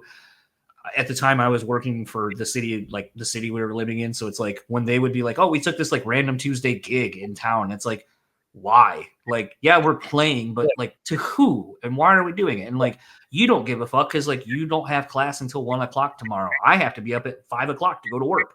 So like that shit sucks. And I'm not too stoked to play to nobody and I'm not making any money. So it's really for the love of the game, essentially. But even that's not great because I don't know, it's just kind of hard to do that when you're like, what are we doing? Exactly. So How are you feeling? How are you feeling good? How are you doing it for the love of it if while you're doing it, you're resenting it? yeah, Like, I cool, we're just, doing yeah, a show. We're doing a show. That's rad. We're doing a yep, show in a different state. Cool as shit. There are 6 people that paid here.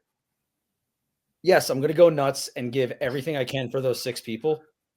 But when we get back in the van and go the way home, it's just like, was it worth the time away from your kids? Was it worth the day of work that you're not going to do and get paid if, you get paid on a daily basis, as opposed to, like, one of the things I say is, and it sucks that I think this way, going back to changing perception, every time, like a lot of the times now, if a weekend of shows comes about, I look at it as like, all right, how many weddings am I missing? Because if I have 2-3 shows where I'm not making anything, or 3 shows where we don't even know if anyone's going to be there because we're just going out, I'm missing about X amount of dollars because of these paid gigs that I already said I can't do because I'm going out with my band. Because I'll always say, I preface every conversation with any company I work with, that my band will always take priority over weddings. Right. So if I have to bail, I'll bail to go do shows. But if that show is completely busted, I'm completely resenting it on the way home. Yeah. And it just, again, that is 100% change of perception over as you mature and as you go time. With responsibilities comes tough decisions. That sucks. But the goal, going back to what you say, the singular focus was to make it so whatever your lifestyle is, music pays for it. But it's Right. very, very hard to find that balance. It's very, very hard to get to that level of success, but it's very hard to keep balance when you're trying to get to that level of success. And that's why, relationships are difficult. That's why financial stability is difficult. And then depression sets in, because as you get older and you're still working towards this thing that most people find immature, how do you feel good about yourself? You know what I mean? It was cool in 22 to go on tour for 2 weeks and play in front of no people, traveling. I got to be in Texas in like a couple days, play a couple shows. It's not that cool at 39, 40 years old if you're not bringing in money. Yeah. I don't know. Like, it's funny because, like, and I want to kind of deviate the conversation here in a minute and go into something entirely different that I wanted to talk to you about. But I think the thing that, like, gets kind of interesting to me is, like, because, like, right now, like, I've done, as of when we're sitting here, like, I've done like the week and a half tour I did in a band that sucked balls. Found out that the person who booked everything really didn't book anything and just sent us out to go play on. Like, there were times, like, we went to one thing, started talking to the promoter, seemed like they had no fucking clue who we were or that we were supposed to be here. And then I was like, and I was kind of the only one that was like, hey, let me see, because I had a BlackBerry, so I had internet on my phone, so I could look up emails, I could look up stuff. And I remember just like asking our booking agent, like, who's your contact? Who's this? Because these people don't seem to know anything. And then I started calling ahead to other venues going like, hey, like, we're going to be here tomorrow, right? Like, we're still good to play and da-da-da. And I found that like 3/4 of all of the dates and venues had no clue that we were going to be there. They had never talked to anybody. And this person just essentially set us out to do whatever the fuck. Like, that shit sucked. Sounds professional. But it was 100%. That lady got a really angry phone call from me one night in the middle of fucking Tennessee. And the world's largest, no, it wasn't Tennessee, it was somewhere else, maybe in the Virginias. The world's largest subway, which is not the world's largest subway, despite the signage that they had posted everywhere. But it's a thing, though, like, in dealing with that, like, between that tour and then the one I booked for some friends from out in New York doing the Midwest, where it's like, we're hitting places I'd never been at the time. And there's something about it. And, I've talked with Andrew from Dance Gavin, but mainly more to the point from Idola, his other band. And at one point, like, he was talking about how he took like a friend that had been about to have kids, about to settle down, pretty much going to put all of this shit behind him. And he's like, I just want to do like one tour, like one decent tour. So he's like, hey, come out and like play, extra percussion, guitars, like backing stuff, like our ancillary musician, get it out of your system. And I was like, dude, I kind of want to do the same thing, but I don't think I could I could take enough time away to do it and not get fucked financially. But I was like, dude, I think like the only thing that would make sense for me would be like merch. Cause like I worked in screen. I still do. And I understand what garments and, someone's like, well, how's this shirt going to fit? That one's going to shrink. This one won't go. This one fits true to size. This one get a size bigger, go a size smaller. Like I know more of that shit than most people. So like I could easily do that and figure it all out and stuff like that and have fun doing that. And I was like, dude, I would love to just do like same thing, a more proper tour and just kind of get it out of my system to be like, I fucking did it. And he's been like, if we're doing it, and it works for you, like hit me up and we'll see if we can figure it out and do it. But the thing that kind of gets interesting is like when I talk to like Bridget, essentially, like my wife, and we're talking about it, she's like, "Oh, you're just going on a trip," and I'm like, "It's not really a trip; it's work." And I think that's the different perception, though, is like you're saying like, "Oh, it's not as cool when you're 22, being like, oh, I got to be in Texas in a couple of days for tour kickoff and so forth," and it's looked at differently. Whereas I feel like, and maybe it's just because I hang around a lot of people in the industry, and we're kind of our Peter Pan syndrome, like we just try to do this thing to stay forever young. Yeah, I feel like it's almost disheartening to hear people say that sounds like a waste. It's like, no, that's life I'm getting to live. I'm getting to go see and experience things beyond just my little bubble. Like the idea that someone would hear that and just go, "Oh, that sounds sad and pathetic." It's like, actually, I think what's sad and pathetic is kind of the lives that most of us live, which is just I go to the same fucking job every day. I sit in the same office. I see the same fucking people. I do the same shit day in and day out, week in and week out. And then maybe I have one experience a year for a couple of days where I go somewhere quote unquote new, and that's it. And it's like, to me, like having gotten to travel with Bridget over the last like 5, 6, 7 years, like it's been so eye opening for a lot of ways that I view the life around me, the world around me, people.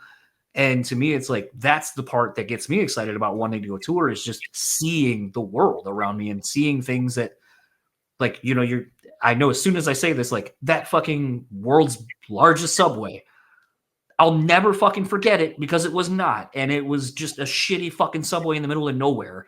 But those are the kind of dumb memories that you have, where I'm sure if I asked you the same thing, like, what's one of the dumbest places you've been that because you saw a billboard when you were on tour and you're like, hey guys, let's go fucking see that thing. And then it was a total shit show and sucked. And you're like, that was a waste, but also it's kind of fucking rad because like when else would you have ever been able to do that or see that thing with those people and all those things? Like it's now becomes a core memory for you and the other guys or whatever. To me, like I just always feel like it's kind of disheartening to hear people look at that idea or that perception of what would bring you and I joy and be like, that sounds sad and pathetic as in your 30s and 40s and beyond. And it's like, I feel like it's sad for you, dude. Like that shit's cool to me.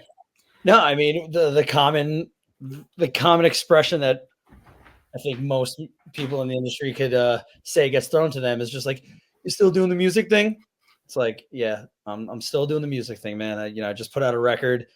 Oh, that's cool. Like, yeah, it is cool. It's getting released worldwide and shit. Like, thank you. I fucking appreciate your support.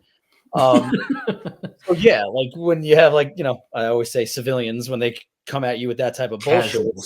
Yeah, it's difficult to not lose your shit on it, but over time, if you're not progressing the way you feel you should or in congruence with how hard you're working, that shit gets in your head, man. Like that shit gets in your head. So while I 100% agree with you and feel the same way you do, the reason why I said what I said before about how it gets depressing is because it fucking does. And it's a real thing for a lot of us. Like, Yeah.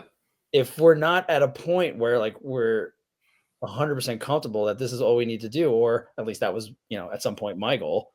But if you're not at the level of success that you feel you deserve and that you worked for, and then the people that you see every day, family, friends, or whatever, and they come at you as, "Oh, you still doing that music thing?" So it's like, do you make like good money each show?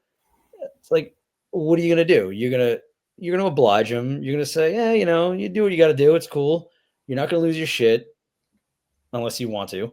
And most times I have, but you're gonna eat that. You're gonna perseverate on it.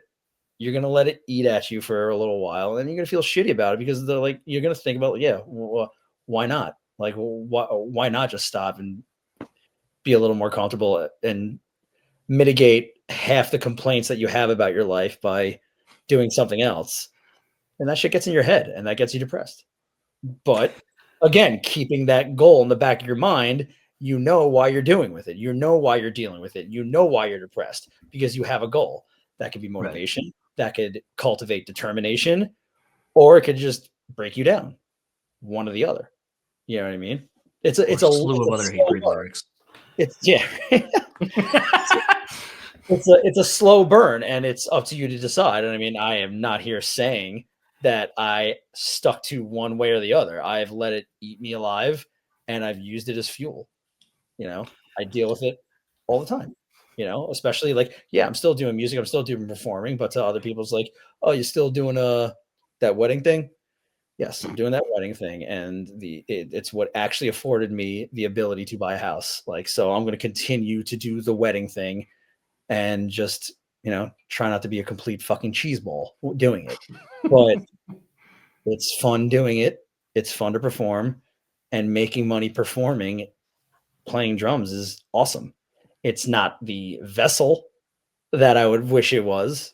You know what I mean? I'd rather be on tour 6 to 8 months a year, playing rad shows with like-minded people on a daily basis. But things change over time, and that's not to say that it's done. Like, things happen all the time. I don't feel like I'm 40 years old. Parts of my body feel like they're 75, but like I could continue playing. I want to continue playing, and XAD, we're always writing music. We're always going to continue to try it and release and create. And if something takes, something takes. If it doesn't, we're still going to create art, because that's what we do. You know what I mean? So the kind of tangent I wanted to take this in, because like I feel like each of these I've done so far, I think we kind of venture into very honest, real shit that happens that I know between like the person and I. Yeah. With you and I have kind of very, I don't know if I'd call it a symbiotic type thing, because I think that's a little bit too extra of a word. But yeah, we don't I feel like rely on each other to live, but we're pretty tight. No, yeah. But I was gonna say, like, I think the thing that has been interesting in the last year or so for us is I feel like we've almost been paralleling shit we're going through. So it's like, like I was kind of hitting like a depression like a little while ago. You were kind of in the throes of it, like right after I had kind of come out of mine. Mm-hmm. And then I had basically the foot surgery that was coming that I was trying to figure out and getting mad about, because it's like, I don't know what's wrong. Apparently it's like an ankle thing, but now it's not an ankle thing. Now it's something with my foot. Mm-hmm. I don't fucking know.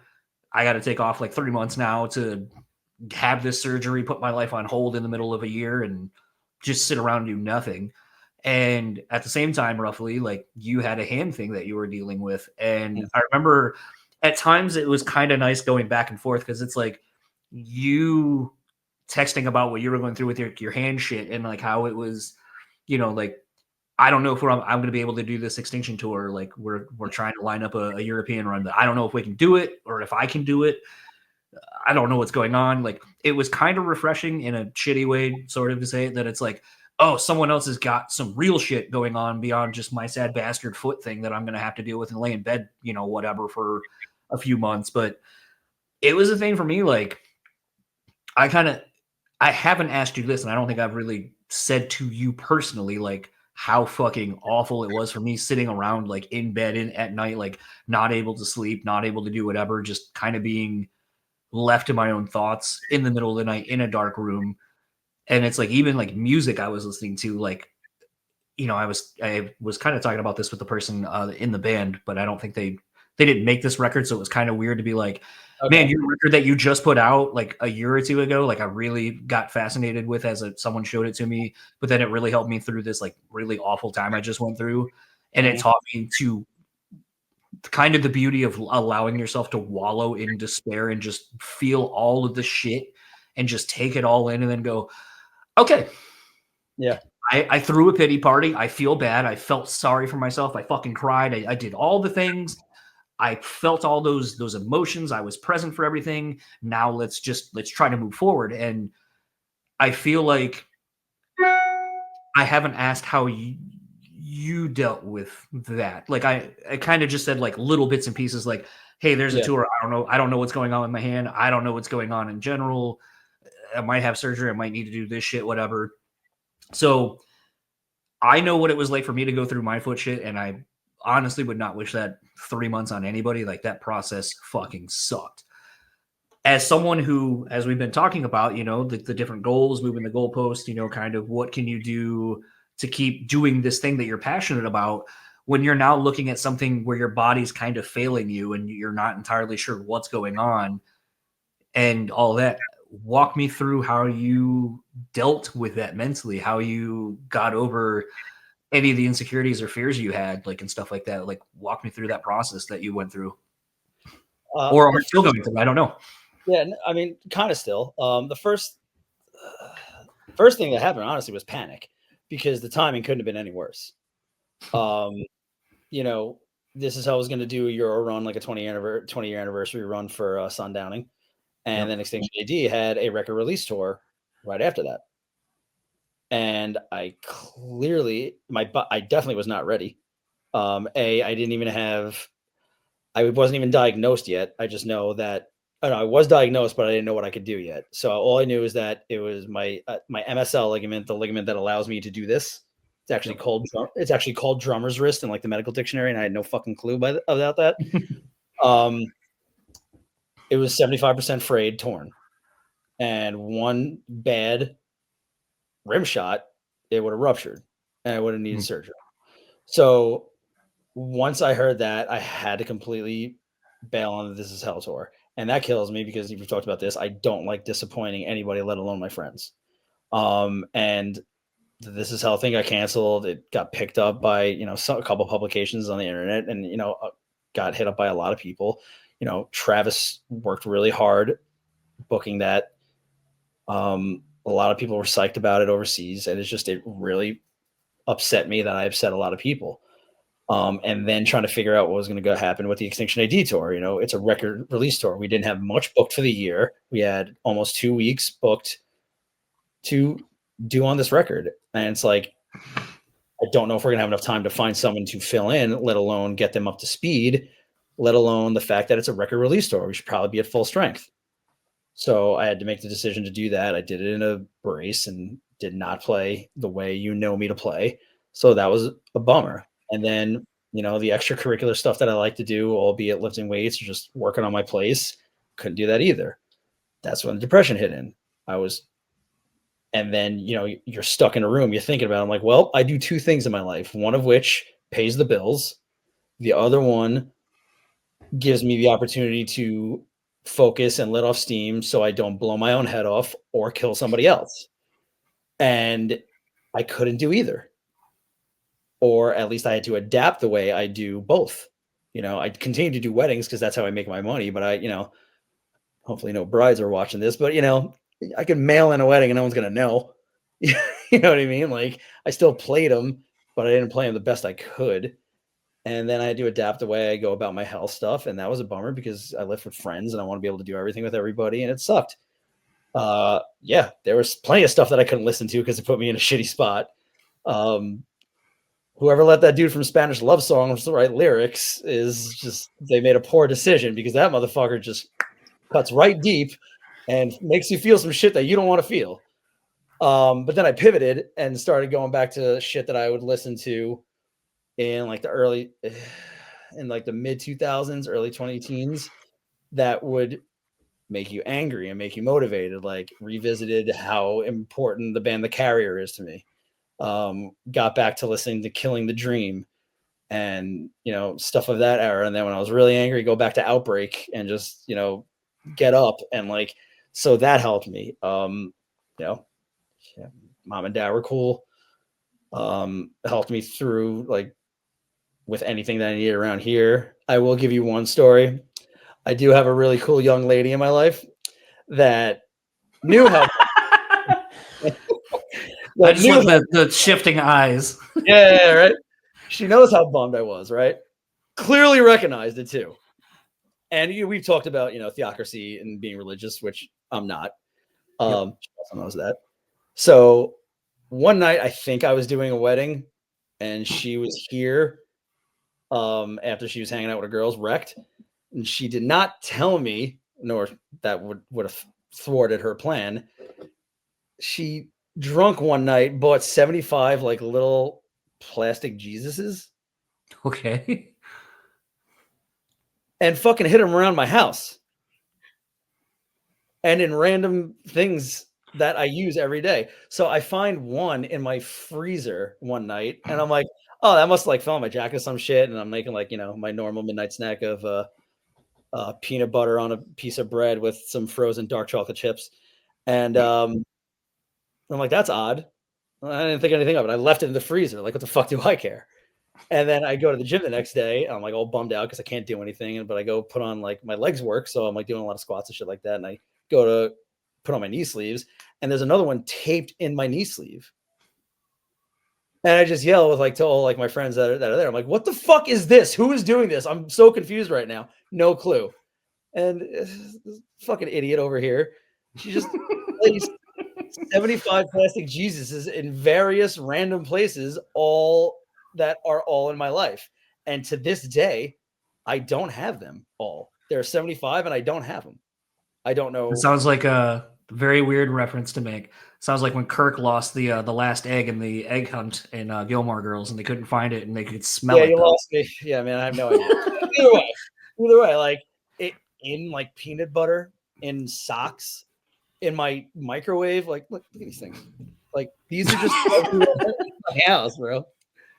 And I think I have like 44 of them. Like I'm not even close to finding them all. But it's so the reason why I bring that up is because as soon as that happened, it was kind of like, all right, this shit's gonna heal. Things aren't that bad. This shit's making me laugh. And it's like sustaining because I'm finding them randomly every week. And it's always, giving me a laugh. So that kind of put things into perspective for me. And like one thing I always thought was just like at the end of the day, like, yeah, I know I don't have millions of dollars, but like Tony Hawk has broken everything in his fucking body more times than you could count. Somehow he has been able to come back and still do what he loves and at a fairly high capacity Level. Yeah. I will heal. I recently just got a second PRP shot. I don't know if you're familiar with PRP, but for the listeners, it's when they extract Pimp Rock Palace. What's that? The Pimp Rock Palace. Yes, The PRP. yes. The Pimp Rock Palace. There's some oil in it. Diddy's usually a guest. No, that's what the PRP, the music site used to be called, the Pimp Rock Palace. Who? The PRP, the music website. Yes. It used to stand for the Pimp Rock Palace. No, I did not know that. Otherwise, I would have said something even way more different. That's crazy. Is that really true? Yep. What does it stand for now? I think it's just the PRP. I think it just, stayed the same initials, but I don't. Pimp Rock Palace for the rest of my life. Yeah, Bridge and I joke about that all the time. That's the only reason I know that, because I wasn't going on it when it was called that back then, because I didn't have internet. Yeah, I wouldn't have went on if I knew that. But that's ridiculous. But so PRP is when they extract your blood, centrifuge it, separate the platelets from your blood, and the platelets are, the band-aid of your body. That's what heals cuts. That's what heals everything. And they just take the platelets and they just inject it directly into the damaged tissue. It's like a step below stem cells. Stem cells. Okay. Step below that. So it's recommended that you get a series of 3. I got one, like the second I found out how not the second, I had to make her do, the normal healthcare thing, make a referral, go get an MRI, and then go do it. Spend more money, dude. Spend more money. It's fucking absurd. So I ended up getting it as soon as possible. I got it like probably during the slated time that we were supposed to be overseas. Finished the summer, did the Extinction AD tour, did all my other jobs, and it felt good, got better as I was using it more. I'm just like, it's still a little bit there. Just got the second one. If I need a third one, I'll need a third one. I'll get it. And if that doesn't work, I will look into stem cells. But stem cells range from in America range from $4,000 to $7,000. They're not even the best stem cells, because the best ones you get are out of the country, because they use placenta stem cells, which isn't legal here. So if you do that here, you either use fat cells or you use baby cells that are extracted from hip bone aspiration. And fuck that. Don't want to do that, but will if I have to. So yeah. I just got to work for like Tony Hawk. He goes over there and does. Actually, Biggie, I think, has gone. Old manager for Good Fight. I think he's gone. Yeah, but like it's expensive. It's expensive overseas too. It's like what I've learned is like $15,000 for the ones that you get in either Mexico or Panama, and then the place that I went to in New York City is $4,000 for fat stem cells, $7,000 for hip bone stem cells. And it's just like, that's an absurd amount of money, but it's my health. So it's what I do for a living. So I'm going to do whatever it takes. But I've felt improvement since I've gotten that on my way. yeah, right. Can I pay it off? But we're getting better. As long as I do what I need to do, the progress and the healing is getting there, but it's not without pitfalls, man. It's not without sitting behind a kit going for it. Like, I didn't realize how weak my left hand is until I tore this ligament, let it heal, and then started playing again. I did not realize how, because I'm very army. I'm not playing like this. And then when I started to have to play like that, so I don't use my wrist, I started realizing I'm weak. Like, I am very weak in that area. Trying to do whatever training and lifting I do, I still have to adapt it because I don't need to be snatching 180 pounds over my head anymore, because it's just going to make my fucking wrist explode. So it's accepting time. I mean, I'm doing everything in my power to address aging and staying healthy, diet, fucking supplements. I fucking basically made a wellness center in my backyard. Bought a sauna and a cold plunge. Like, I use that shit every day. Like, I'm doing everything I possibly can because I need to be in the best shape possible in order to perform the way that I want to perform. Whether it be playing fucking Danza Gaduro at a goddamn wedding or an Extinction AD set. I want to be able to perform it the way I want to perform it. And in order for me to do so, I need to be in the best shape I can be.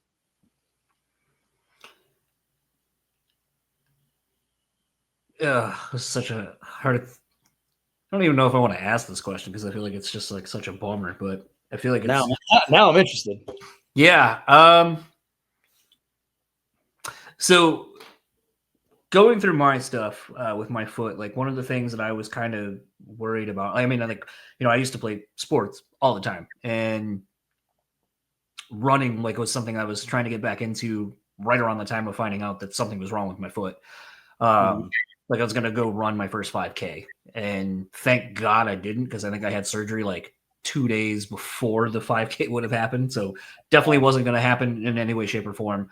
And even now, like, when I try to like quick do like burst movements, like, which is something I was working on at the end of my PT that I had to do, like, my ankle just doesn't feel like it's there. Like, it's not strong yet still. And I know that they said, like, when I did this, the recovery time is going to take at least a year to like get back to everything. Because the other part I had done, which I didn't know this was the thing, was apparently I have short calf muscles, and that's a genetic thing. So they had to the one foot they operated on, they also elongated your calf muscle. Mm-hmm. That's such a weird thing. It is. But it's weird because it's like you were saying, and I really identified with this, I'm a pretty outgoing, like, I'm a pretty mobile person. Like, I go do a lot of things. Yeah. And it's like, I may not be in shape, but it's like, I kind of like joke that it's like, I kind of have that like old man strength now, where it's like, if I got to run, like, I'm not as fast as I used to be when I ran track, obviously, but it's like, I can get moving, and people are just like, shit, I didn't know you could run like that. And it's like, well, I used to play football. I ran, like, I still got it. I just don't have it for as long as I used to. Like, and now it's like, I can give you this. I can't give you this anymore. Not correct. That's all you're going to get. It's all the fuck I got. Yeah. But it's a thing where sitting in bed and like sitting on the couches and stuff and just kind of looking literally at life going by and being like, I can't fucking walk. I can't do anything. I had kind of made the commitment to myself, like, from the jump, that it's like, as soon as I can get to doing physical therapy, as soon as I can do all this shit, I'm hitting it hard. And I did. And it was kind of crazy to be like when we did a test to see how far my one foot is compared to the other. And within 3 weeks of being, I think it was like 2.5 weeks after being weight bearing slightly, I was back to like 75% in my other foot, like we just had surgery on. So I was like, sweet. Let me ask you this before you go forward. Do you think your mental attitude had a big impact on that? Because I'd never gone through a physical therapy in any way, shape, or form, I didn't know what to expect. Okay. I think the thing that made me, yes, I think it was a lot of my mental fortitude, but I think the other thing for me that really made me want to do it was like, I didn't want to have to be reliant on anybody to help me, because I don't like that. I don't want to be a burden to somebody. So it's like, as soon as I can, I don't want Bridget helping me do shit. I don't want someone to pull out a chair for me or have to help me walk or ride the scooter to go to the bathroom. Like, I didn't want anyone's help because I was tired of feeling helpless. But the other part of it, though, was most of my therapy, my physical therapy, was a lot of stuff that I had done through various sports. So like one of the things where I had to like put my heels up and just be forward. It's like once I go, oh, this is sort of like what you need me to do for getting like from heel to toe, heel to toe, heel to toe, and then doing it backwards to strengthen my calf and get the joint moving again and everything going. I go, oh, this is just my DB drills of like, okay, you get in a crouch position and then you back and then you go forward and it's heel to toe and it's all of these things. It's like all of my sports training from different sports like kicked in for different things we're doing where it's like, oh, my body, going back to body, knowing your body and mobility and stuff. It's like, I knew like when we were doing this, it's like, oh I need to extend to do this to get it to do these things. And I remember at one point, I think the hardest part in my physical therapy was, I would be so committed to the form having to be perfect that if I started to do like an exercise and I didn't do it right, I would stop and start over. And he's like, and my guy had to keep being like, it's not about having perfect form right now. It's about just getting you used to doing this because you just haven't been doing it. And that was, I think, the thing for me was it was like, oh, this feels like something I already know how to do. So I can really hit this running because I know what I'm doing. My body knows these movements. It's just a matter of like muscle memory, getting it back. But I was going to say the thing that I've kind of come to now, almost being probably like 7-8 months in at this point of the full rehab process is I'm kind of like, I don't like trying to run after my dog and just trying to play with her on occasion. It's like, ooh, my ankle's not there. Like, I don't trust it. And part of me is wondering, like, is this something I'm going to have to deal with now where it's like, maybe just being able to go, not that I do this really a whole lot anyway, but it's like, I could always, if I wanted to, go play basketball. I could go run. I could go do all these things. But now it's like, am I not going to be able to, or at least not to the level and where I think I should be able to and stuff like that. And that kind of really bummed me out to be like, what if, because like I wanted to run the 5K and I still kind of want to do it this year, but it's like, what if my ankle's just not can do like at a place where I can run a 5K without there being some sort of a repercussion, or like I have to wear different shoes now because I can't wear my dunks because they're too flat and I need something that's got a little bit more support currently. Then I'm like, what if I can't play basketball because I can't wear those kinds of shoes? Or, like what if I can't do these things that I used to do and find enjoyment in, even in limited capacities? And so it kind of made me start thinking, and I kind of got a little bummed out of like, what if my life has to change because of this thing? So my question, a long way to get to it, is have you thought about, with all this stuff going on, like, what if you can't do any of the, like, what if you can't drum anymore for the fear of like, if you just hit a rim shot the wrong way, it's going to fuck up your wrist. And then the repercussions of that down the road, like, have you thought about that at all?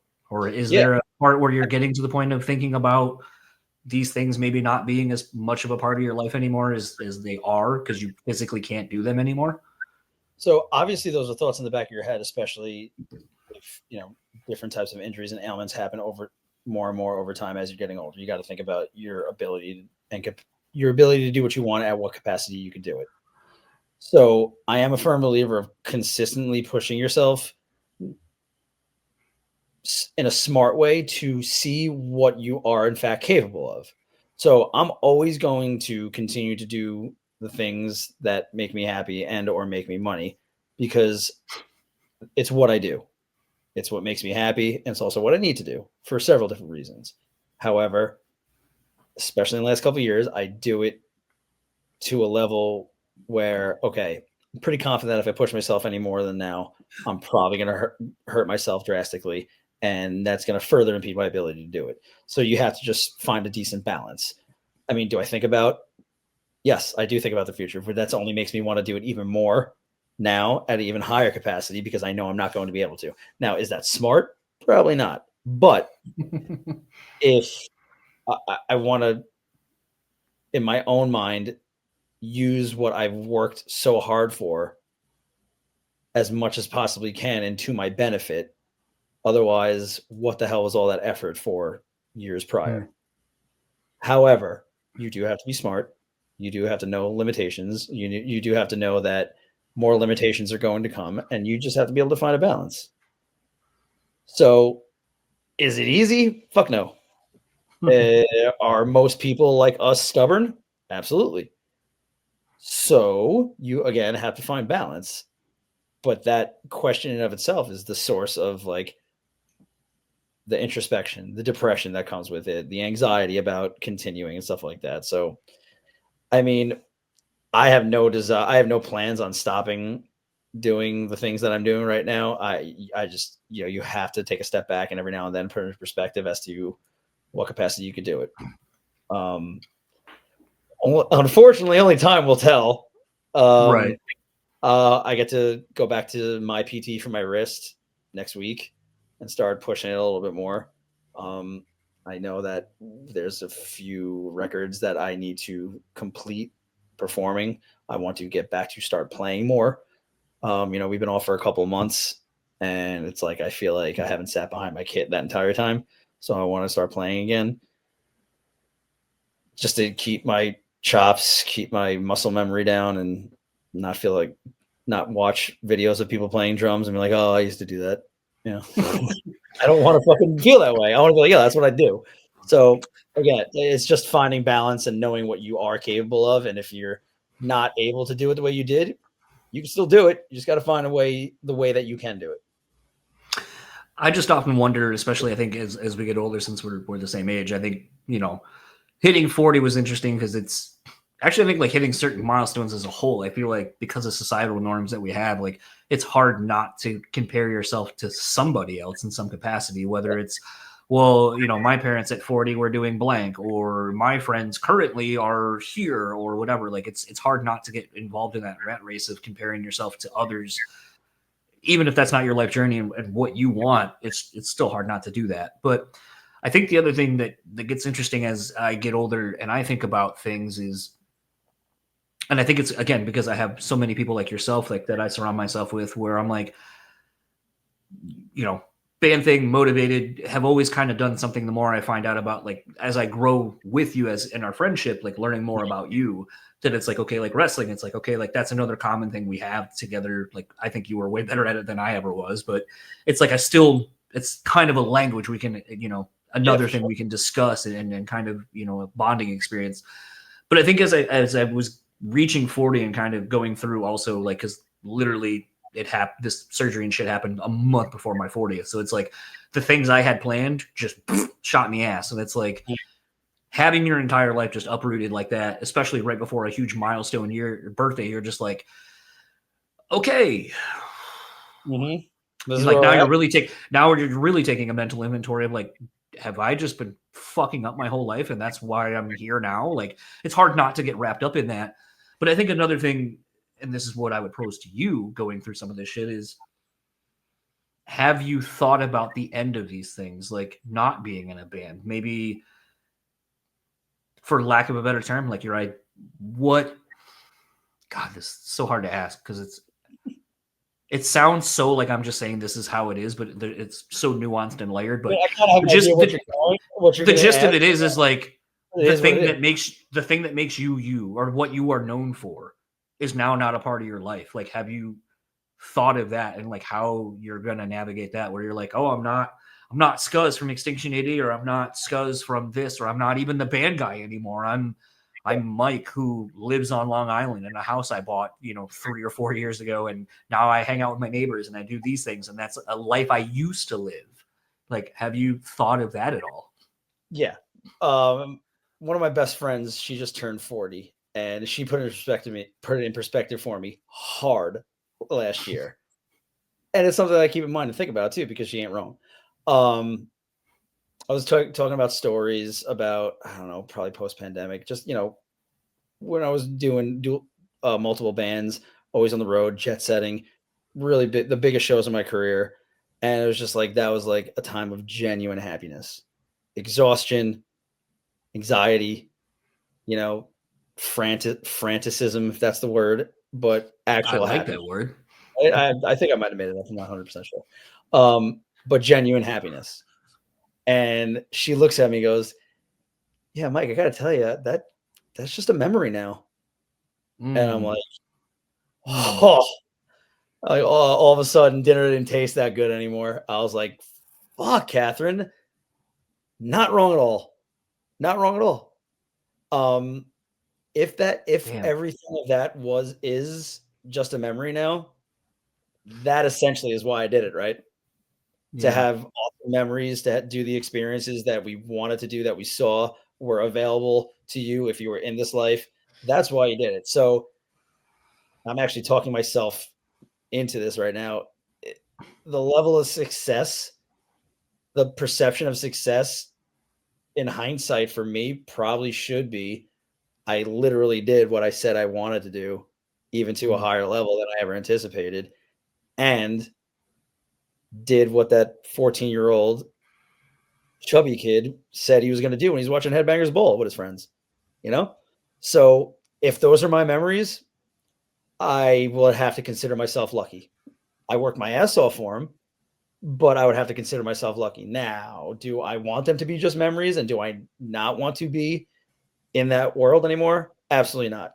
Like I said, an hour and 49 minutes ago, I still got some playing left in me, and I want to continue to play.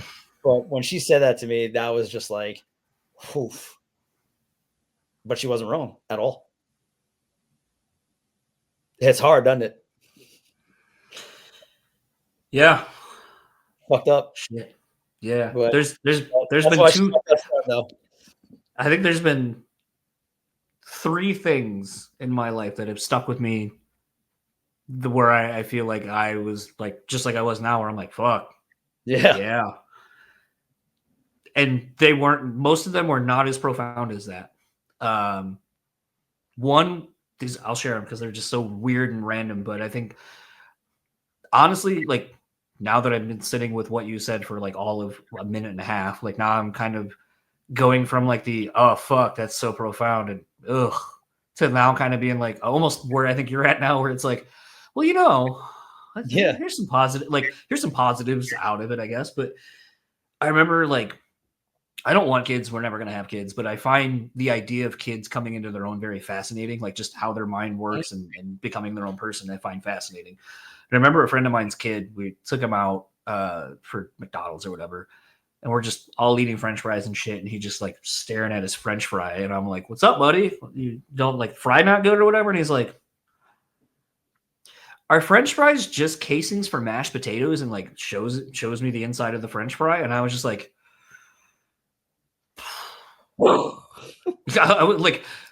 I'd never thought that the inside of a French fry looks like a mashed potato, ever. Never thought of that. And then he says that, and I was just like, son of a bitch.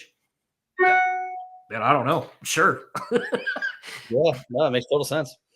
Another thing that I will never forget this person ever saying. I remember dating this girl for like probably about a month or two. Back in the mid-20s, like early 20s, when like everything is more important than it ever actually was.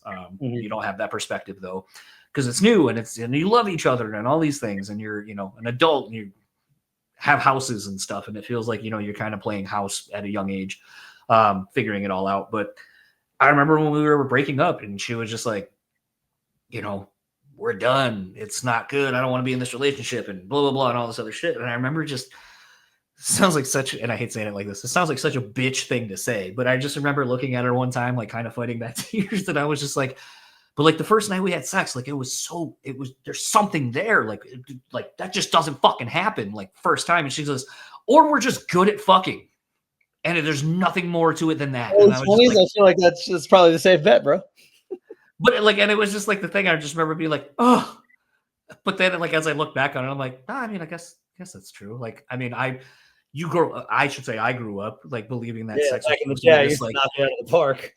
Yeah, but it's like now it's just like this thing where I was like, oh, it's part of a condition of how I grew up, where it's like sex is supposed to be this exchanging of souls and all this shit. It's so deep, and then I was like, here I am like talking to a person I thought I was in love with and going to be spending a long time with, and then it's just like, maybe we're just good at sex, and I was just like. You just shattered my whole fucking world. Absolute dagger. Yeah. But I look back on it now and I'm just like, oh, like, no, you're probably right. Yeah. That wasn't love. Absolutely. But no, that's man. It's really profound. And I feel like that's a really good thing to end on, is just sometimes these things become memories, and you got to be happy with the journey and that you at least have those until you get Alzheimer's or something. Seeing you take it in like that, speechless, was actually, I'm like, yeah, this is like the perfect crescendo. But it's true, man, and I'm grateful. I'm grateful to have a friend like that to tell me the hard things. You know what I mean? It is what it is. I think as we get older, I think that's what I appreciate more as I get older and the people I keep in my life is that it's like, and here's the thing I've been doing during all these. So I'm going to make it awkward and I'm going to, profess what our friendship and everything means to me. Because like in light of going through everything, like, I've lost a lot of friends in my life. I've lost family super sporadically. I've after going to therapy and realizing that death isn't as constant in other people's lives as it has been for me since I've been a kid. I have come to the realization that we are not guaranteed tomorrow from a very young age. And I understand that that's not how everyone views things. They don't come to grips with the rationality of we are going to die at some point. But I also have learned through not saying and communicating to people that mean something to me in real time, the impact of feeling like I didn't relay that enough to people that mattered to me. I want to thank you for doing this consistently over the years. But beyond that, just being someone that I look up to, I seek motivation in, saw you going back to the CrossFit gyms thing. And as much as I have been wanting to do it, I still make the excuses. And right now it's just, I don't think a lot of my, foot's ready to deal with a lot of the shit, and it's going to be baby steps. And that's just not how I operate. I go full on. So it's like the idea of not being able to do that. It's like, why even do it? But seeing what you've done over the years of kind of getting back into shape, the conversations we've had on here where you've talked about, not being happy in your job, not being happy with things, but you have found a way to find happiness and to get all the things that you want through hard work and determination. It doesn't go unnoticed. Like, even if you don't feel like whatever you're doing is motivating anyone or is worth a shit, like someone like me sees it and I get inspiration from it. So I want to thank you for pushing yourself, because it motivates me to want to do the same, even if it's not in the same capacities. And, just for always, as much as you can, doing all the things you do, like answering text messages, phone calls, FaceTimes, whatever, especially during the pandemic and shit, like, the late night drinks and shit. Yeah. Those are moments, those are memories that I have of our friendship and stuff. And, you definitely did not have to do any of these things from the beginning of us hanging out, like when you were out here on tour and so forth. But I just want to say that I appreciate you and really value our friendship over the years, and looking forward to getting old and as gray as you already are, maybe in a few years for me. No, man, it means a lot to me too. Keep holding on to some of the best memories and best people from doing everything and going everywhere for as long as I did. It's my favorite part. It's my favorite part of doing that is cultivating relationships like this.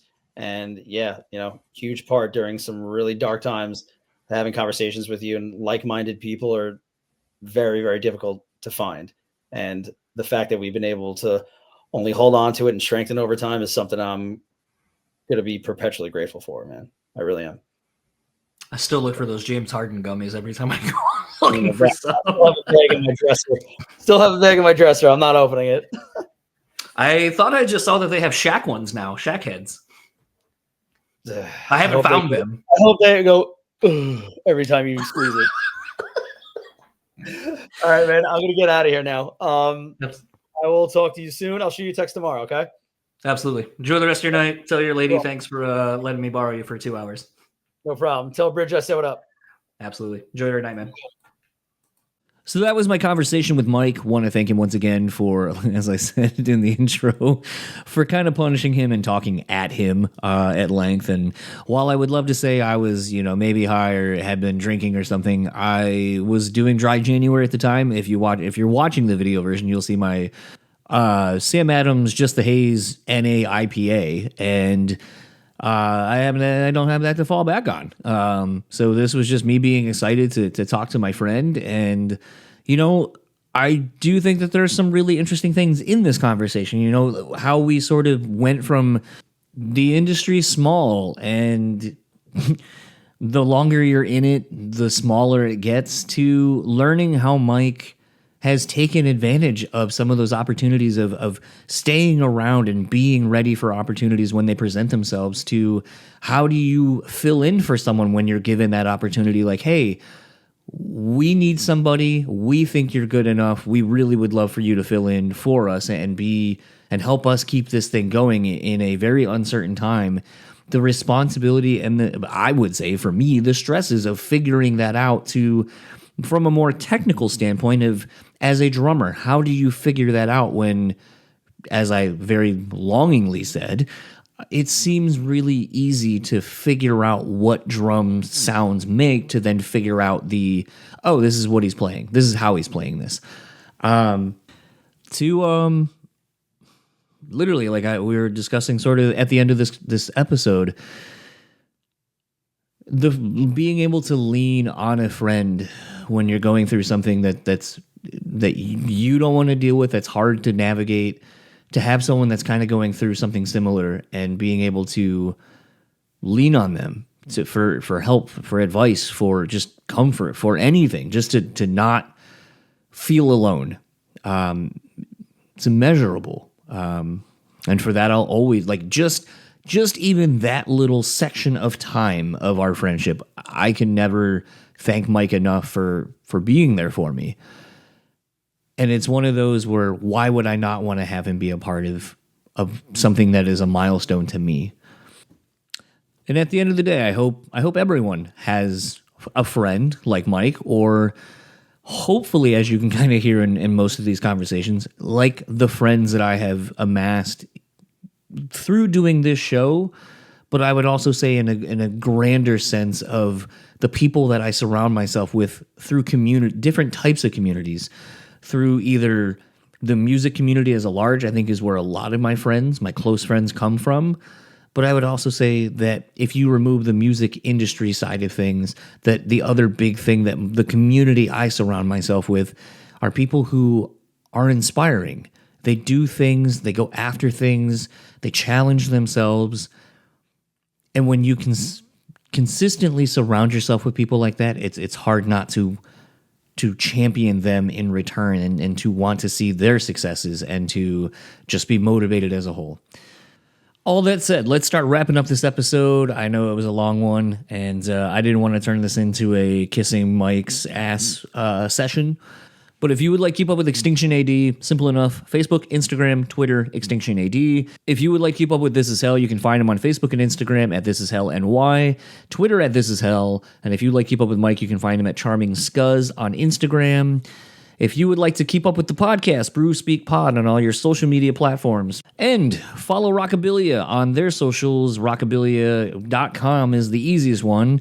Is a landing page for everything. You can find over 500,000 items in their online store. Exclusive monthly drops of some of your favorite bands. Anything and anything. That's not how you say that, actually. Anything and everything you can think of relating to band merch or pop culture and things like that, you will find something on their website. Use our code BREWtally at checkout. Take 10% off your total purchase order. Support them for supporting this show for as long as they have. Really, really, really appreciate Frankie and everyone over at Rockabilia for their support over the years. And for the Brutally Speaking podcast, I am John, and I'll see you all tomorrow, where I have Tom Smith, formerly of the Acacia Strain, currently of just too many bands to mention. That was a really interesting, fun chat, and I'm excited to get that one out to you. I will see you all tomorrow.